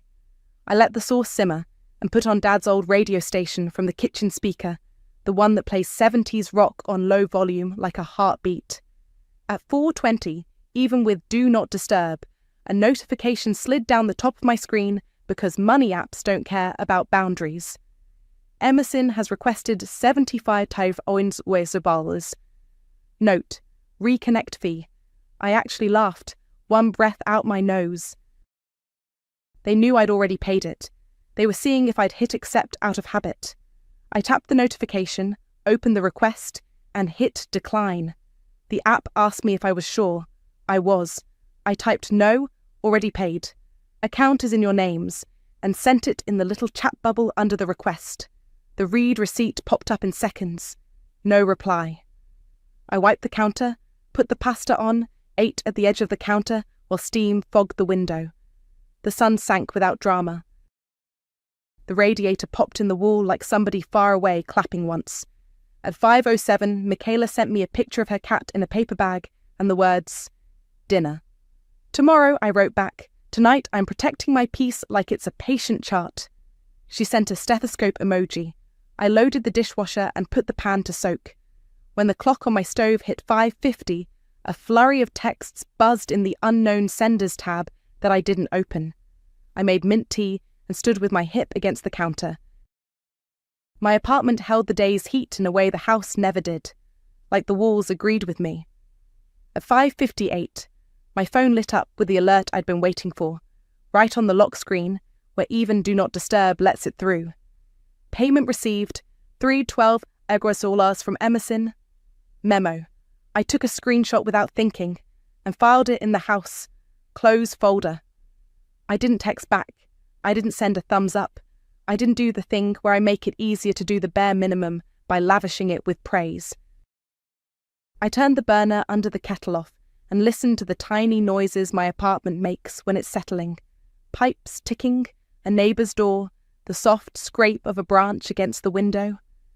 5 minutes later, the unknown senders tab flashed again with a string of messages and then went still. I didn't open it. I poured the tea, wrapped my hands around the mug, and sat on the floor with my back against the couch. The blue binder sat on the shelf above me, spine out, neat and heavy. I didn't reach for it. I didn't need to. The radiator breathed. Somewhere on our old street, a furnace kicked on and ran. By morning, the house across town was just another address. Lyle texted before I left for work. A photo from his porch, no orange cords, no little cube heater winking like a bad idea. He followed it with, sounds normal again. Furnace is humming. I can hear it from the walk. Good, I wrote back. Thank you for keeping an eye. No messages from Mum. None from Emerson. The $312 sat in my app like a small, tidy brick with a snowflake on it. I screenshotted it and dropped it into the house, closed folder with everything else. Then I printed it because paper is how my brain believes things are finished. The page slid out warm. I slid it into the binder behind the reconnection receipt. At the clinic, it was flu shot day chaos. Stickers and crying and then laughing. It was good to stand in something that had nothing to do with thermostats. On my break, Michaela tossed me a granola bar and mouthed, "Done." I nodded. She held up 2 fingers for dinner, and I held up 1 for tomorrow. She saluted with a granola wrapper. On my lunch, I checked my bank app. Nothing weird, no new autopays trying to resurrect themselves. The card replacement email pinged to say my new one was in the mail. I filed that too. When I drove past the old street on my way home, I didn't slow down, but my eyes went there anyway. Our porch, the listing wreath, the storm door glass reflecting a winter sky. Lyle was at his mailbox. He looked up, spotted me, and gave a little 2-finger wave. I waved back. That felt like closure more than anything anyone could say. Back at my apartment, I pulled the blue binder from the shelf and set it on the table. I added the printout of the payment and 1 more sheet with the passcode I'd set on my utility profile, just so future me wouldn't have to dig. Then I stood on a chair and tucked the binder on the highest shelf in my hall closet, spine out, reachable if I needed it, but not easy. I stepped down and closed the door. The click sounded final in a way I could live with. No one had thanked me. That was fine. The point had never been gratitude. It was math and names on accounts, and the cause and effect no one could argue with. You make the call, the heat comes back on, you pay what you owe, my card stays mine. The cemetery is 5 minutes from my place if the lights all go my way. I filled a thermos with coffee, pulled on my coat, and drove the way Dad used to. 2 hands on the wheel, radio low like everything around you deserves a little respect. The ground was hard, and the wind needled, but the sun dropped a pale coin on the far trees and held there. He's in the section near the stone angel that lost a finger years ago. I brushed a dry leaf off the top of his marker and unscrewed the thermos. The steam spilled out and I cupped my hand over it. "Hey," I said. "We figured the heat." My breath made a small cloud and drifted away. I got the account out of my name. They transferred. I paid 1 reconnect, and then they paid me back. I took a sip and let the heat move down. "I think you'd like that I wrote it down, and did it once. You always like to plan." A crow landed on the fence and stared like it had something to add. I laughed a little. "Michaela says hi. Lyle says the furnace is humming. Mum is Mum. M is M. I'm not mad. I'm just not on autopay." I stood there until my coffee cooled and my fingers protested. Then I tucked the thermos back in my bag and pressed my palm to the cold stone. It didn't warm up. That felt honest. Home was a small exhale when I opened the door. The radiator ticked like it was telling a story I already knew. I hung my coat, set the thermos in the sink, and thumbed through my phone out of habit. Nothing from the family. A cat photo from Michaela with a caption about noodles. I sent back a bowl emoji and set the phone face down. The thermostat clicked and the room shifted a half-degree toward comfort. It wasn't dramatic, just steady. I put the dead house key out of my glove box and dropped it into a jar on my dresser with other things I keep but don't use. Seashells, buttons from coats I don't own anymore. It sounded like any other piece of metal when it landed. I rinsed the thermos and wiped the counter. In the quiet, I could hear a neighbour's laugh through the wall and the streetlight humming like it had somewhere to be. I made toast because dinner didn't have to be complicated to do its job. My apartment stayed warm, so did my boundaries. "My house, my rules," Mom said the first week I moved back in, and it landed like a warning I didn't want to test. "My name is Felicity Shelton. I'm 30, a front desk clerk at a medical clinic across town. I kept my 1-bedroom apartment, 15 minutes away, and brought a week's worth of clothes, my work shoes, and a tote of basics to my parents' place because Dad's knee finally gave up pretending. He's Stephen, 63, and set for a partial replacement if he makes it through the pre-op hoops. Mom is Nadine, 61, protector of her kitchen and her routine. My sister, Varda, is 27 and great at showing up for photos, Not as great at showing up for the unglamorous parts. Dad's surgeon wants a tight pre-op routine, meds on time, no dehydration, labs before the deadline, primary care clearance, and those chlorhexidine scrubs the week of. I do this kind of checklist every day at the clinic, so my brain clicked into gear. I hung a big paper calendar on their fridge with color codes: blue for appointments, labs on 2/20, PCP on 3/05, green for meds, morning pill with breakfast, evening with dinner, orange for anything that costs money. The water bill went under a magnet clip next to it.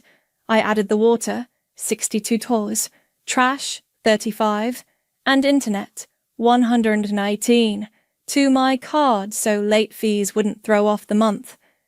I didn't make a speech about it.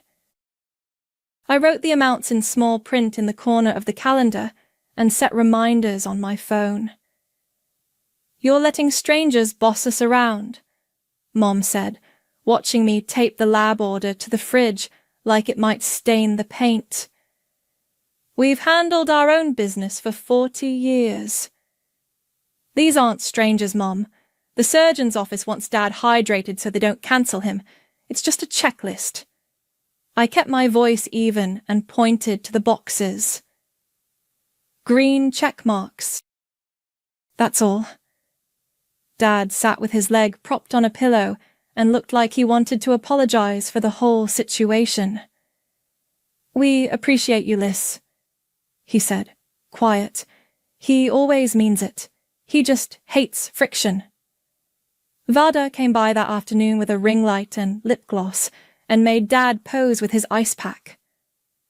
"Look at him, working hard," she said to her phone. "Family time." She didn't notice the pot simmering behind her or the calendar at all. She leaned a hip on the counter and sniffed the soup. "Is it supposed to be that thick?" "It's lentil," I said, stirring. "I'll thin it out."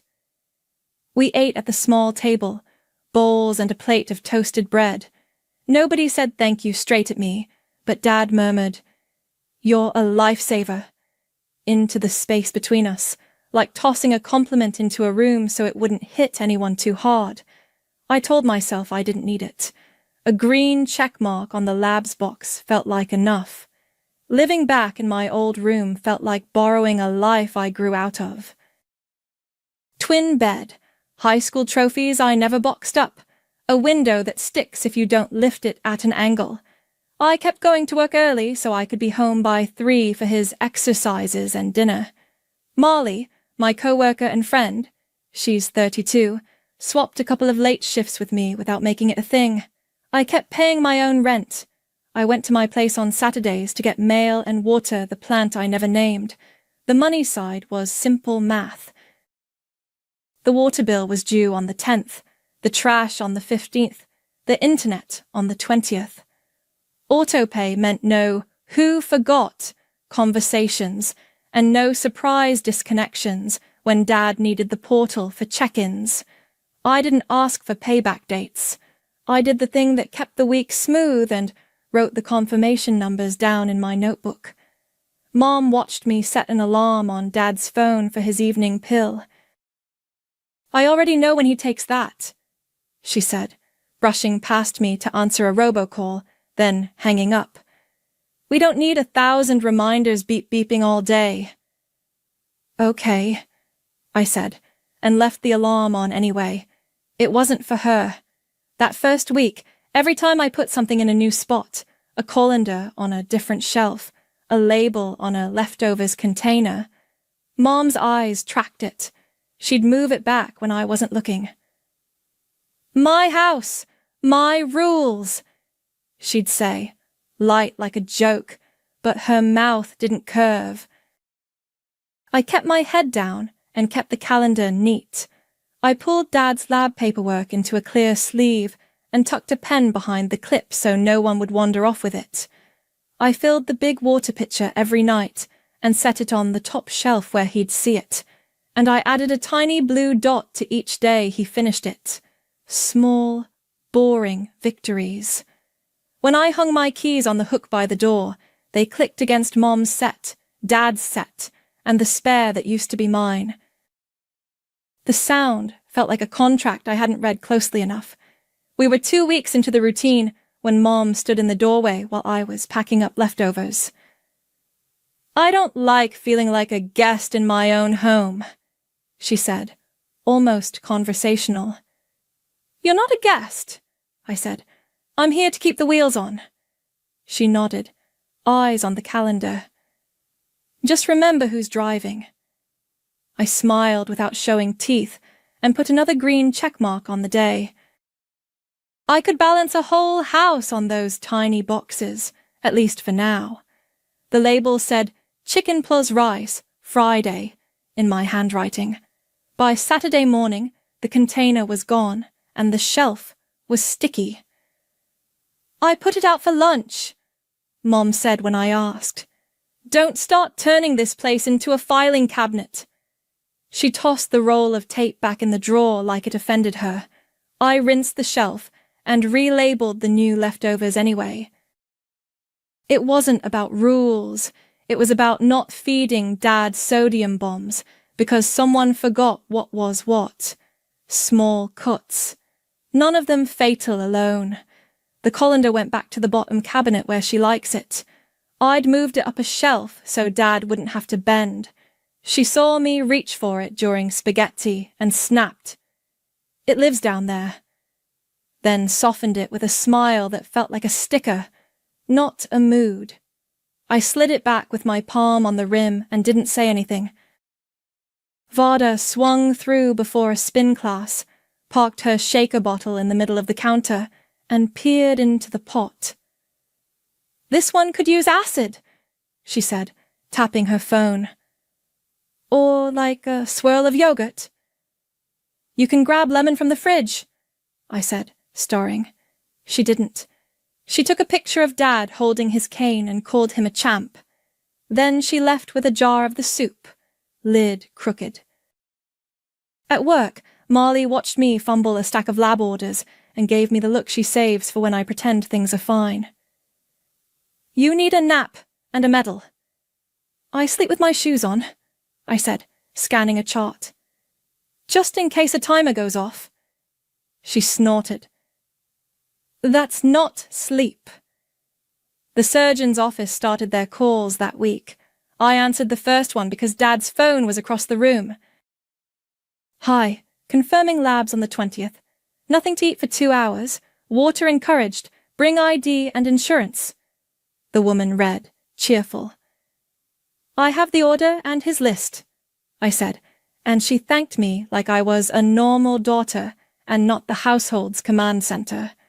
The next time the phone rang, Mom brushed past me to get it. "We already know that," she told the caller before they finished, then hung up and waved the message away. "They act like we've never been to a doctor." I put the clear sleeve on the counter where Dad could see it and left it there. He touched it when he walked by, like a worry stone. Lab day landed on a cold Tuesday. I filled Dad's water pitcher and set it by his chair before I left for my morning shift, then took an early lunch to swing back. He was ready by the door with the paperwork and a clean ball cap. In the car, he adjusted the seat back to make room for his knee. "Your mother's been sharp," he said, eyes on the mailbox as we crept past. "She's wound tight." "I know," I said. "The streets were wet from a quick rain. I kept my hands at 10 and 2 and let the wipers do the talking. He hates when I argue with her more than he hates the sharpness itself. At the lab, I did what I do at work. Handed over the order, confirmed the address, double-checked his meds list. Dad cracked a joke about getting tapped out, and the phlebotomist smiled without losing rhythm. 20 minutes later, he was back in his jacket, cotton ball taped to his arm, a little paler, but fine. "You got us in and out," he said in the elevator, like I'd pulled a string other people can't find. It's Tuesday morning, I said. They're not busy. We stopped for bagels. He picked cinnamon raisin and tore it into halves in the car like he always does. On the drive home, my phone buzzed with a bank notification. $118 paid to the internet provider. Auto-paid doing what I set it up to do. I slid the phone back into my pocket and felt my shoulders drop a notch. One less orange box to remember. Back at the house, Mom was on the couch with the throw blanket folded corner to corner, TV low. "How'd it go?" she asked. "Done," I said, hanging Dad's jacket on the chair. I pulled the sleeve with the lab copy and clipped it to the fridge, then used a blue pen to mark a check in the square for the 20th. I added the confirmation number for the internet payment in small print under the orange dot. Habit. Mom watched the pen move. She got up, crossed to the sink, and ran water over a mug like she was erasing something. "I would have handled it," she said, not looking up. "You were at work," I said. "It's okay." She rinsed the mug again, even though it was clean.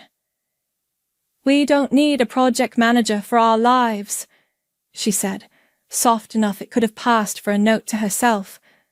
I capped the pen, closed the marker drawer, and started a pot of tea.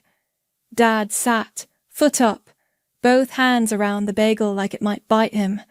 The house felt like a truce I had to keep in the air without being seen. Beeps, check marks, cups put back where someone expects them to be. When the kettle clicked off, Mom brushed past me to reach a spoon I'd placed in the wrong slot and put it back in the right one. She didn't meet my eyes. As I poured, my phone buzzed again with the auto-pay email. I glanced down out of habit. Mom's mouth tightened. "You like paying things because it makes you feel important," she muttered, like she was telling the sink, not me. I started a zip bag because the notebook didn't feel like enough. Grocery receipts, pharmacy slips, and a half sheet where I wrote confirmation numbers for the water, trash, and internet.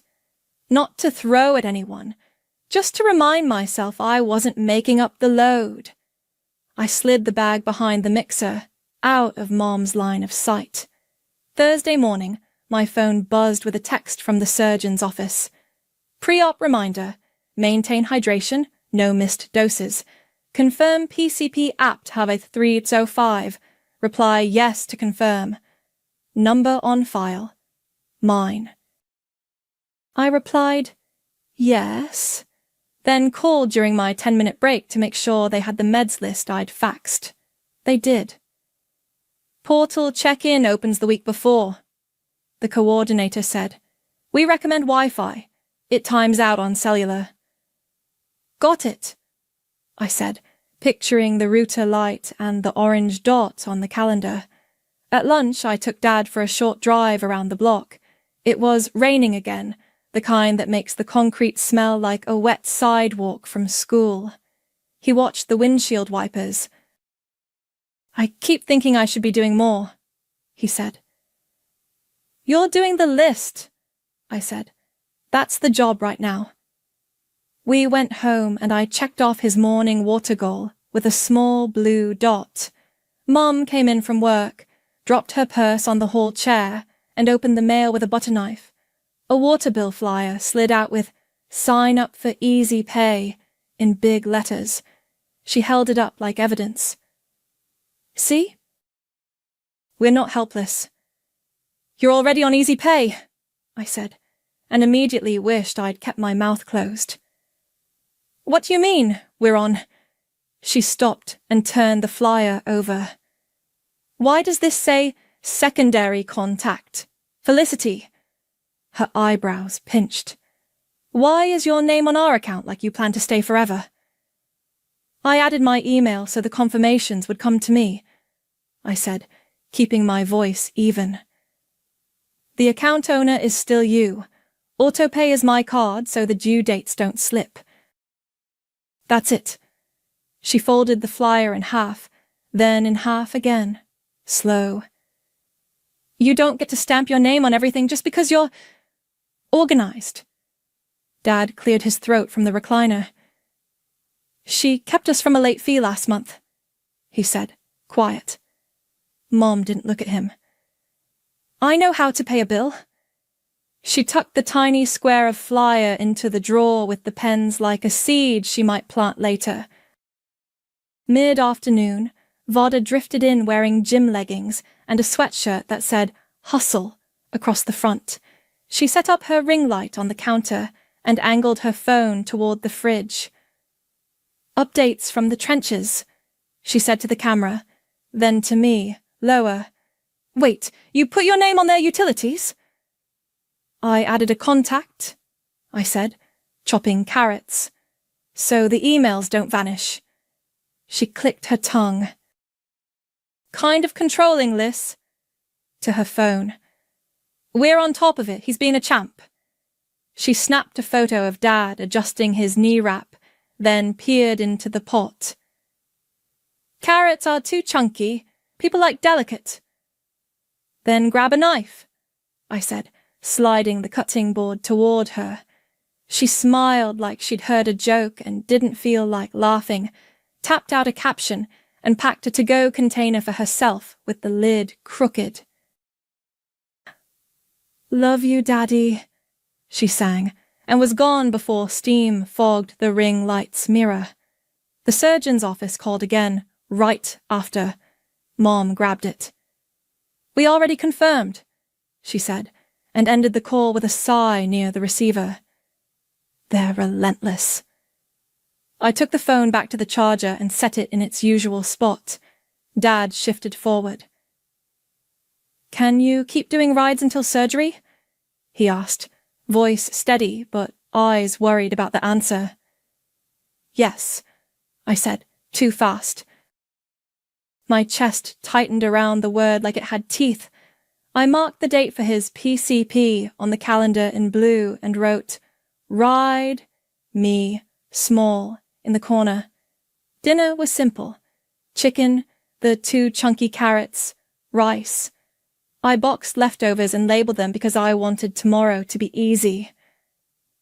After the dishes, Mom lingered in the kitchen, sliding the colander back into the bottom cabinet like it belonged there and only there.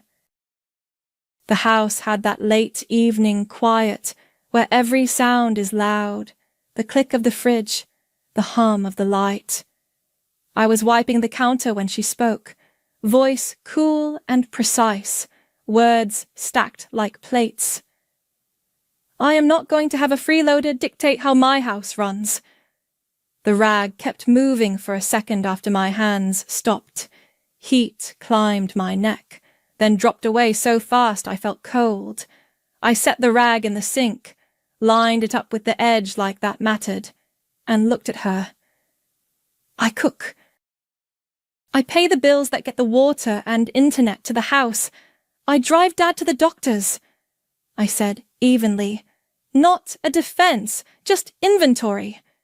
Her chin tipped up a notch. You live here without paying rent, rearrange my kitchen, and act like we can't breathe without your calendar. If you want to run things, get your own house. Behind us, the fridge light clicked off. I felt the shape of the zip bag behind the mixer, the calendar magnets pulling at the paper, Dad's cough from the living room. I didn't argue. I didn't move. I just caught my breath and tucked it away for later. She said it like she was sending back a meal. Stop acting like you own the place. Be out by dinner. I had just drained spaghetti. Steam fogged my glasses and then cleared. I set the pot back, slid the colander where she likes it, the bottom cabinet, left side, and took a breath that felt thin. Okay, I said. I wiped the counter once, hung the dish towel straight, and walked down the hall to my old room. The twin bed looked smaller than it had that morning. I pulled my tote from the closet, the bag I'd brought when I first came back. Toiletries, a week of clothes, My work shoes, chargers, the small notebook with confirmation numbers. I reached behind the mixer in the kitchen and took the zip bag of receipts. That went on top. Dad's voice floated from the living room. "What's for—" "Spaghetti!" Mom called back, quick, like a door shutting. I slid my phone into my back pocket and stood by the key hook. Mom's set, Dad's set, the spare. Mine had lived there for months. I took it off and set it on the entry table. Not dramatic, just not on their hook anymore. I texted Dad from the hallway. "I love you. I'll see you soon." 3 dots came and went. Then, "Love you, kiddo. Drive safe." I didn't go into the living room. I didn't invite a scene. I carried my tote out, balanced the spaghetti pot lid on top of the pot so it wouldn't rattle, and left the kitchen the way she liked it. My shoes sounded loud on the tile. At the door, I looked at the calendar once, blue checks, green marks, orange dots, and closed it behind me. The drive to my apartment took 14 minutes with the lights. I parked in my usual spot under the sycamore and carried the bag up the stairs. My place smelled like clean laundry and dust. I set the tote on the couch, turned on the lamp, and sat with my knees together like I'd come to an appointment. Then I did the part that mattered. Water first. I logged in, turned off autopay, and deleted my card. I double-checked the due date so I wouldn't be tempted to fill the gap later. The 10th, $62. Trash. Autopay off, card removed, due the 15th, $35. Internet. Autopay off, card removed, due the 20th, $108. I screenshotted the confirmation screens out of habit and saved them to a folder. Not revenge. Putting things back where they belonged. I opened the contacts for Dad's surgeon and called the coordinator. "Hi, I'd like to change the primary contact number on file for Stephen Shelton to his wife's cell," I said, and read Mom's number. "You can remove mine.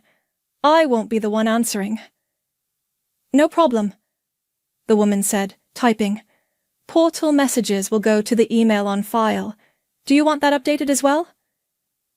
"Yes," I said. I gave Mom's email. I listened to the keyboard clack, thanked her, and hung up. I called the primary care office and did the same. Pharmacy next. I moved refill text to Mom and asked them to stop calling me. For the reminders I'd set on my own phone, I tapped them off one by one. Morning pill, evening pill, water check. The screen cleared, blank and quiet. It didn't feel like walking away. It felt like clicking a seatbelt. Her house. Her rules. Her phone. My phone lit up with a call from the house. I let it ring out. Then a text from Mom. "Are you serious?" Then, 2 minutes later, "You left the pot on low." I typed back, "Burners off. Spaghetti's sauced." Then I set my phone face down and went to run water into a glass. The quiet pressed at my ears in a way that was both new and familiar. I poured the water out and poured it again, just to do something. Another call, Dad this time. Voicemail picked up. "Hey, Liz. Okay. We'll figure out dinner. Text me when you get there safe." His voice was small around the edges. I texted. "Home." I unpacked what little I had. Toothbrush in the holder, shoes under the bed. I put the zip bag of receipts in the top drawer of my desk with the notebook, already thinking about how much I had paid and when. Not to weaponize it, just to know where I was. I didn't cook. I ate a granola bar and drank tea standing up. Every 5 minutes my hand went to my pocket for a timer that wasn't buzzing anymore. Around 8, the group text with Mom and Vada pinged. Mom, We're drowning over here. No subject, no details, just a shape of distress. I stared at it until the screen dimmed. Vada chimed in with a heart and a "We got this" gif. I plugged my phone in across the room and left it there. The calendar at their house would still be neat tonight. Blue boxes checked, green dots in place, orange notes lined up like little traffic cones. Tomorrow, someone else would have to remember where the cones went. I lay down on my own bed, a full size instead of a twin, and listened to the building settle. I didn't explain myself to the dark. I'd already put things where they belonged. The first day after I left, I let the calls slide to voicemail. I answered texts when I could reduce them to a line. Mom. What's the PCP time? Me. 3:05 at 9:40 a.m. Dr. Patel.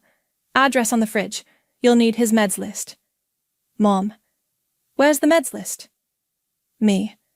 Clear sleeve by the fridge. Bring that. Mom. Portal won't load on Dad's phone. Me. Use Wi-Fi. If it still spins, call 1-800-ETSI-6X. That's the internet provider. Account ends in 318. I didn't editorialize. I went to work, checked in patients, smiled at people who didn't know that my phone was face down under the counter, flashing with family names. At lunch, Marley walked in with a paper sack and the stubborn set to her mouth. That means she doesn't plan to take no for an answer. I brought you Pad CU and a spring roll. Eat both. I have a granola bar, I said, but I took the chopsticks. She sprawled on the extra chair and watched me for a beat. You don't have to explain a boundary that was demanded of you. I speared a piece of broccoli. She said, be out by dinner. And you were, Marley said. That's the whole point. She wiped soy sauce off the desk like she worked there. If they ask for info, send it. If they ask for you, that's different. That night, Dad left a voicemail, his voice soft, like he was stepping on a sleeping dog. Hey, Liz, I hope you're okay. Maybe coffee tomorrow? I could sit on the porch. I texted back. Saturday works if it works for you. I'm off by 10. 3 dots then. Saturday sounds good. Mom texted in a separate thread. Your alarms are still going off on his phone. Me. You can turn them off in the clock app, or leave them. They're for Dad. On Friday, Vada posted a story of her manicure, pale pink, the caption, Family Rally Mode. A song played under it with hand claps. I watched it once on mute. Saturday morning came and went. At 9, Mom texted, he didn't sleep. Rain. Another day. Me. Okay. Let me know a time when you're set. I'm free after 5 all week. She didn't reply. I didn't push. Sunday I did laundry and ate cereal out of the box.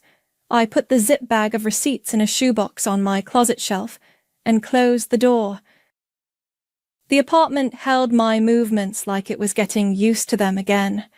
Monday was busy at the clinic. A walk-in needed a form faxed 3 times to the same number because the header cut off, and a toddler with a mop of curls told me every animal sound he knew while his mom booked a vaccine. Between patients, my phone lit up. Mom. Router blinking red. Me. Unplug it for 60 seconds. Plug back in. If it stays red, call 1-800-XTATS-X. Account ends in 318. Mom. We don't need you to run our house. Me. I'm giving you the number you asked for. She didn't write back. Tuesday was the PCP appointment. At 8:10 a.m. Mom. What time again? Me. 9:40. Arrive 9:20 for paperwork. Bring ID, insurance card, meds list. At 10:15, nothing. At noon, Dad. We're rescheduling. Ran late. He added a thumbs-up emoji like he was trying to ease the bruise. Me. Call 555 Zoom Fayette. They'll give next availability. Ask about pre-op window so it lines up. Wednesday, I left work right on time and walked the long way home past the laundromat with the neon sock sign. The quiet in my apartment cracked a little and then settled. Calls kept coming in pulses. Pharmacy. Refill ready? I forwarded the text to Mom and didn't add commentary. She'd asked me to leave. I had left. By Friday, I could drink tea on the couch without flinching for timers. Marley texted me a meme of a cat guarding a boundary fence. I snorted loud enough to startle myself. Over the weekend, Mom. How much is water? Me. $60, due 310, account 452117. Pay online at cityutilities.com or call 555-2200. Reconnect is $40 of service stops. She left that part on read. Dad tried again about coffee. Rain check, he said, and laughed at his own pun, and then went quiet. I'm trying to make it easy on your mother. I know, I said. I'm here, just not as the safety net. On day 13 after I left, my phone rang with a number I didn't recognize. I almost let it go. I didn't. Liz. Dad's voice, thin with embarrassment I could hear but couldn't fix. I'm at Gerald's, next door. Our water's off. I stood up before I knew I had. Did you get a yellow tag? Yeah, he said. Paper rustled near the receiver. It says, past due and a number and a fee if they come back out. Okay, I said. I kept my voice steady. Do you have the account number? Your mother has the folder, he said. She's at work. I came over to ask Gerald if I could use his hose to fill a bucket. He said I should call you. I breathed once. You have the number on the tag. Call and pay by card. It's $62 plus a $40 reconnect if they've processed the shut-off. They'll tell you. If you need the account number, it's 452117. He let out air. Okay. Thank you. A beat. I'm sorry. I know, I said. Call them first, then call Mom. When we hung up, I sat back down and looked at my hands. They'd stopped shaking. The apartment was quiet enough to hear the clock tick. Boundaries weren't loud. They did their job in the silence. They knocked like they weren't sure whose door it was. When I opened it, Mom held a yellow shut-off tag and an unopened envelope stamped past due in red. Dad stood half a step behind her, smaller somehow, eyes wet from embarrassment, not tears. Why would you stop paying like that? Mom said, before I could move. Her voice was flat, like she already knew the answer and wanted me to doubt it. Come in, I said. I stepped back. The apartment smelled like tea from the mug I'd left by the sink. I took their coats, set them over a chair, and flicked on the lamp. Dad hovered by the table like a patient, waiting to hear what the labs say. The water, he said, touching the tag with 2 fingers. They hung this morning. Gerald let me call from his place. I tried the number. It's a $40 reconnection if they've processed it. We haven't paid yet.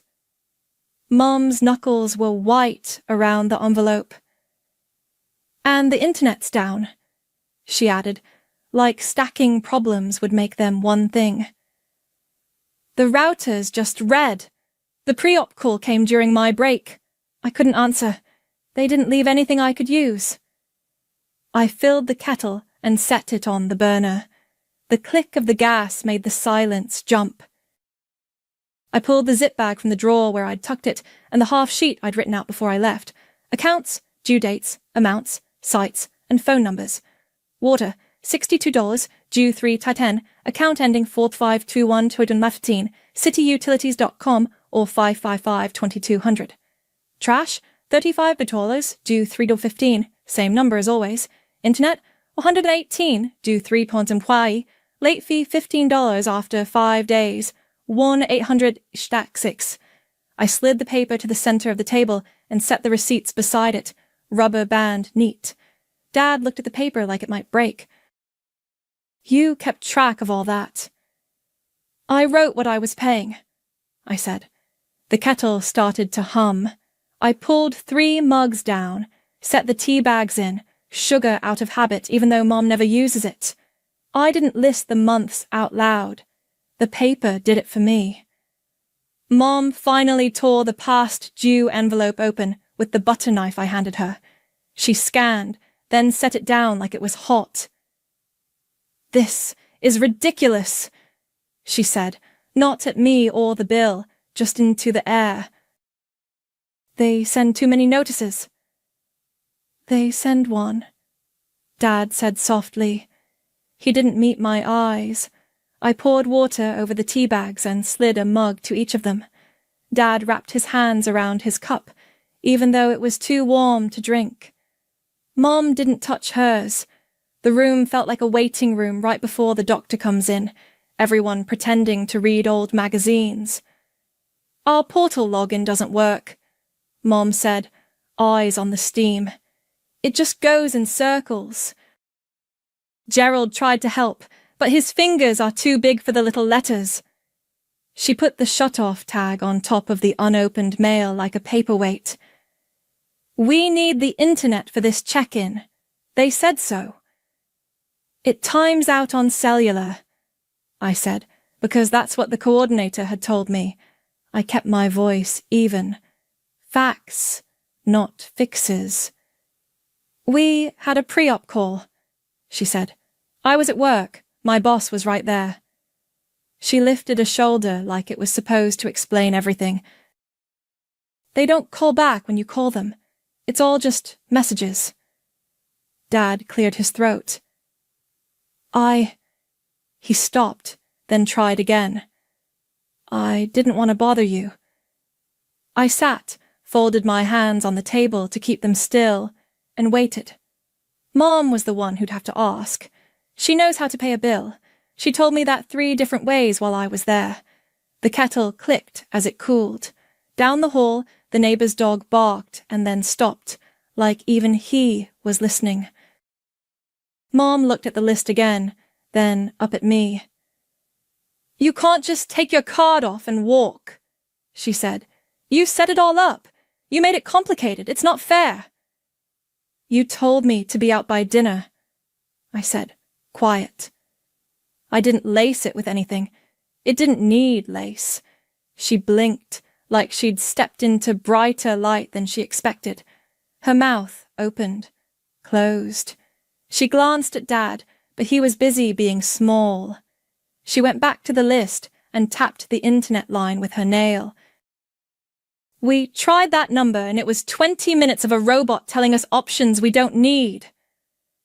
That's how it is, I said. She pushed the shut-off tag so it lay square to the table edge, then squared the envelope, then the mug. She does that when she can't control a thing, makes corners where she can.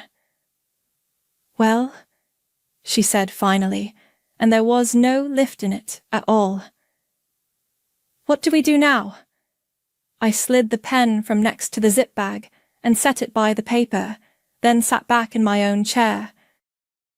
I could feel the ground under me. The tea steamed. The list waited. So did I. Because you told me to leave, I said. Here are the logins, the amounts, and the numbers to call. Ask Vada for rides. I slid the paper across the table and kept my hands where they were. No speech, no softening. Dad nodded like the paper was fragile. Okay, he said. He reached for the mug and then put it back down. I'm sorry, Liz. Mom didn't pick up the list right away. She traced the internet line with her finger, the part where I'd written, late fee $15 after 5 days. So we call and pay and it comes back, she said, like testing a step. Yes, I said. Water first, then internet, trash before the 15th so they don't miss pickup. She finally took the paper, tucked the shut-off tag under it, and pulled her phone out. "I'll do the water," she said. Her thumb hovered. "What's the account number?" "Right there," I said, pointing. 452117. Dad stood like he was going to help, and then sat again. "I can call the internet," he offered, voice small. "Use your phone," I said. I slid my phone farther away from habit. "Put it on speaker if you want me to listen, or I'm not calling for you." He swallowed and nodded. Right. Mom dialed the city utilities line and navigated the robot with tight answers. "Account number 452117. Address, yes." She gave her card. I pretended to read the tea box so I wouldn't mouth the prompts along with her. After a minute she said, "Fine. Yes." And read back the confirmation number. She wrote it in the margin of the list like that made it hers. "Reconnection?" I asked. $40, she said, clipped. "They'll send someone." She didn't look up. By 5. Dad punched the internet number, loud, like you have to press harder for it to count. When the agent came on, he cleared his throat and said, "We had a billing issue. We're paying now." He listened, nodded even though the woman couldn't see him. "Yes, card ready. Yes, I know about the late fee." He gave the numbers slow, the way he reads instructions. When he hung up, he rubbed the back of his neck. $15 for being 5 days late. They'll push a signal." "Good," I said. "Pre-op calls and portal will work better on Wi-Fi." Mom made a face at the word portal like it was a fad. "I can never remember the password." "Use forgot password," I said. "It's your email now. They'll send you a link." She bristled. "I do know how to click a link." I kept my voice neutral. "Then you're set?" Dad looked at the bottom of the paper. "Rides?" he said, almost to himself. He reached for his phone. "I'll call your sister." "Speaker," I said. He pressed the button and set the phone on the table. It rang 6 times. "Hey," Vada answered, stretched and bright. "I'm in between things. What's up?" "We need rides," Dad said, "to Dr. Patel and to the surgery when they set it. Your mother and I—" He glanced at me. "We need help." There was a beat, the kind where you can hear someone deciding how much they want to do. "I mean, I have client stuff," she said. "I can try to move things around. What days? Can't list—" "No," I said. I didn't lean toward the phone or raise my voice. "The surgery can be rescheduled, but not on my back." Silence. Then a tiny exhale. "Okay," Vada said, smaller. "Okay, text me dates. I'll figure it out." "We'll send them," Dad said, relief and dread mixed. "Thank you, honey." She hung up with a kissy noise that didn't land anywhere. The room settled. Mom folded the shut-off tag back into the envelope and lined them up again. "You've made this very transactional," she said, not looking at me. "It is," I said. "Dates, numbers, logins. That's what this is." She looked like she wanted to say more, then didn't. She slid the list toward Dad. "Write those confirmation numbers somewhere we won't lose them," she said, "and put the water bill in my calendar." He nodded and pulled a pen from his shirt pocket, the one he carries for crossword clues. He wrote slow and neat on the back of an old envelope. I stood. It wasn't a dismissal. It was me, standing in my own apartment. "Anything else you need before you go?" I asked. Mom shook her head. We'll handle it, she said. It sounded like a promise and a dare. Dad picked up his coat and then paused. His voice dropped. If I get it right this time, he said, eyes on the list, not me. Will you come Sunday? Just coffee. You can leave when you want. The first time he asked, I'd pushed it off. This time, the ground didn't tilt. If the checklist is done, I said. Water paid, internet back, new pre-op date on the calendar, rides covered. Text me a picture. He smiled a little, like that was a language he could speak. I can do that. Mom tucked the envelope under her arm. At the door, she turned. Don't let the tea go to waste, she said, which was as close to anything like sorry as she could get in my kitchen. I won't, I said. They left with the list and the tag and their own phones. I washed the mugs, dried them, and put them back. I didn't check my messages for them. I opened my window a crack and let the late afternoon air in. The quiet didn't feel like a punishment. It felt like a room with doors that I could open or close. They texted a picture that night, the calendar with new handwriting next to mine, blue boxes with PCP, wed 9:30, and surgeon call, Thurs 2 Charles. Orange dots checked off with confirmation numbers in Mom's tight script. Under rides, Varda's name twice, written big. Water's back, Dad wrote. Internet too. Thank you for the list. I sent a thumbs up and nothing else. The next morning, a screenshot came through. Portal check-in complete. I could see the green bar at the top and the patient name. No questions, no, can you look at this? Just done. Marley leaned over my desk at work and squinted at my phone. Progress. They paid the bills and rescheduled, I said. Rides are covered.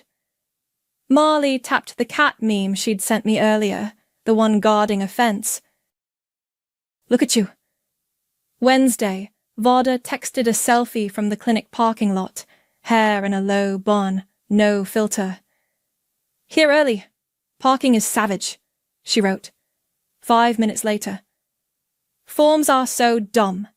And then a third, Dad cleared, with a picture of his thumbs up and a bandage on his arm from a blood draw he didn't strictly need, but always gets. I didn't respond with anything more than, nice work. Thursday, Mom forwarded the surgeon's new date and time, a week later than before.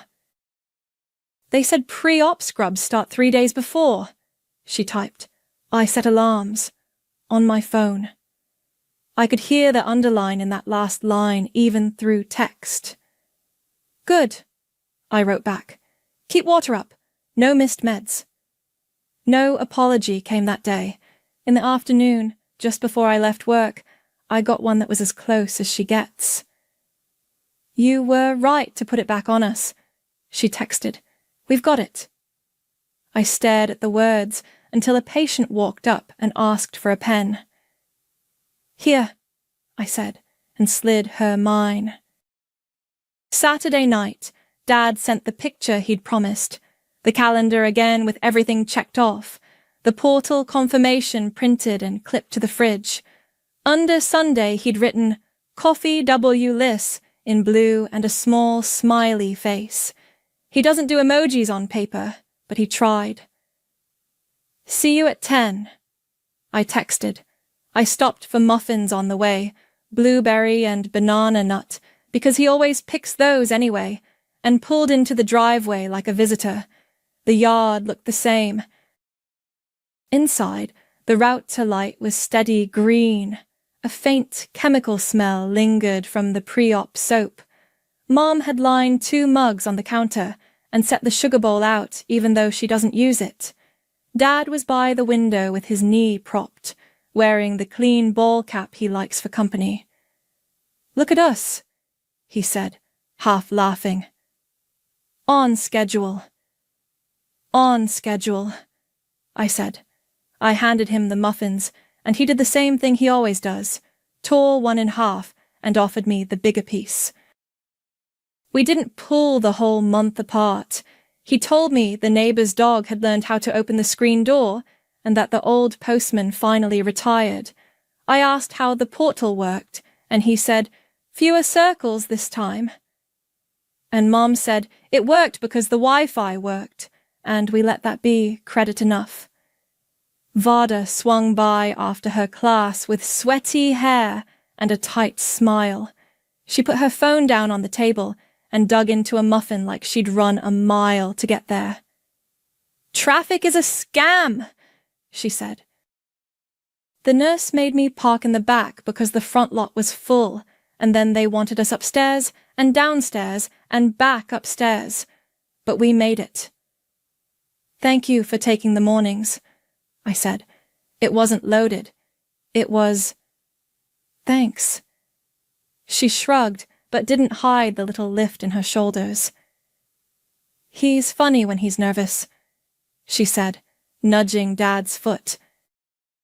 "He told the phlebotomist she'd have to wring him out like a dishcloth to get enough." Dad put a hand over his face and groaned, smiling under it. It was a good joke. We ate muffins, and I stayed exactly as long as I said I would. When I stood, Dad did too, slower. "You coming by after surgery?" he asked, careful. "Text me the time they take you back," I said. "I'll stop in once you're home and settled. I won't run the show." "I can bring soup."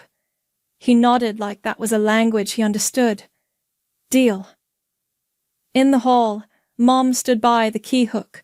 She had something in her palm, closed over it like a secret. When I got close, she opened her hand. The spare key lay on her skin, the one that used to be mine. "If you want it," she said. No edges on it, just the offer.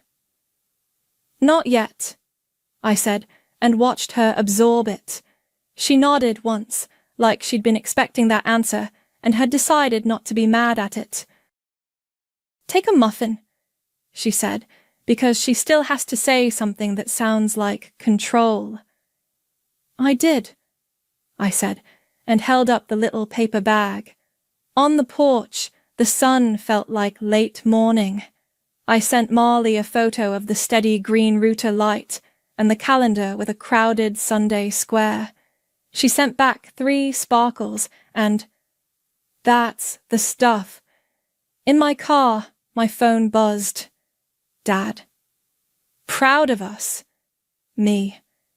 Me too. Boundaries didn't punish anyone. They kept me from drowning. The water ran, the internet blinked steady, the calendar held more than my handwriting. I drove home with 2 muffins and no timers in my head.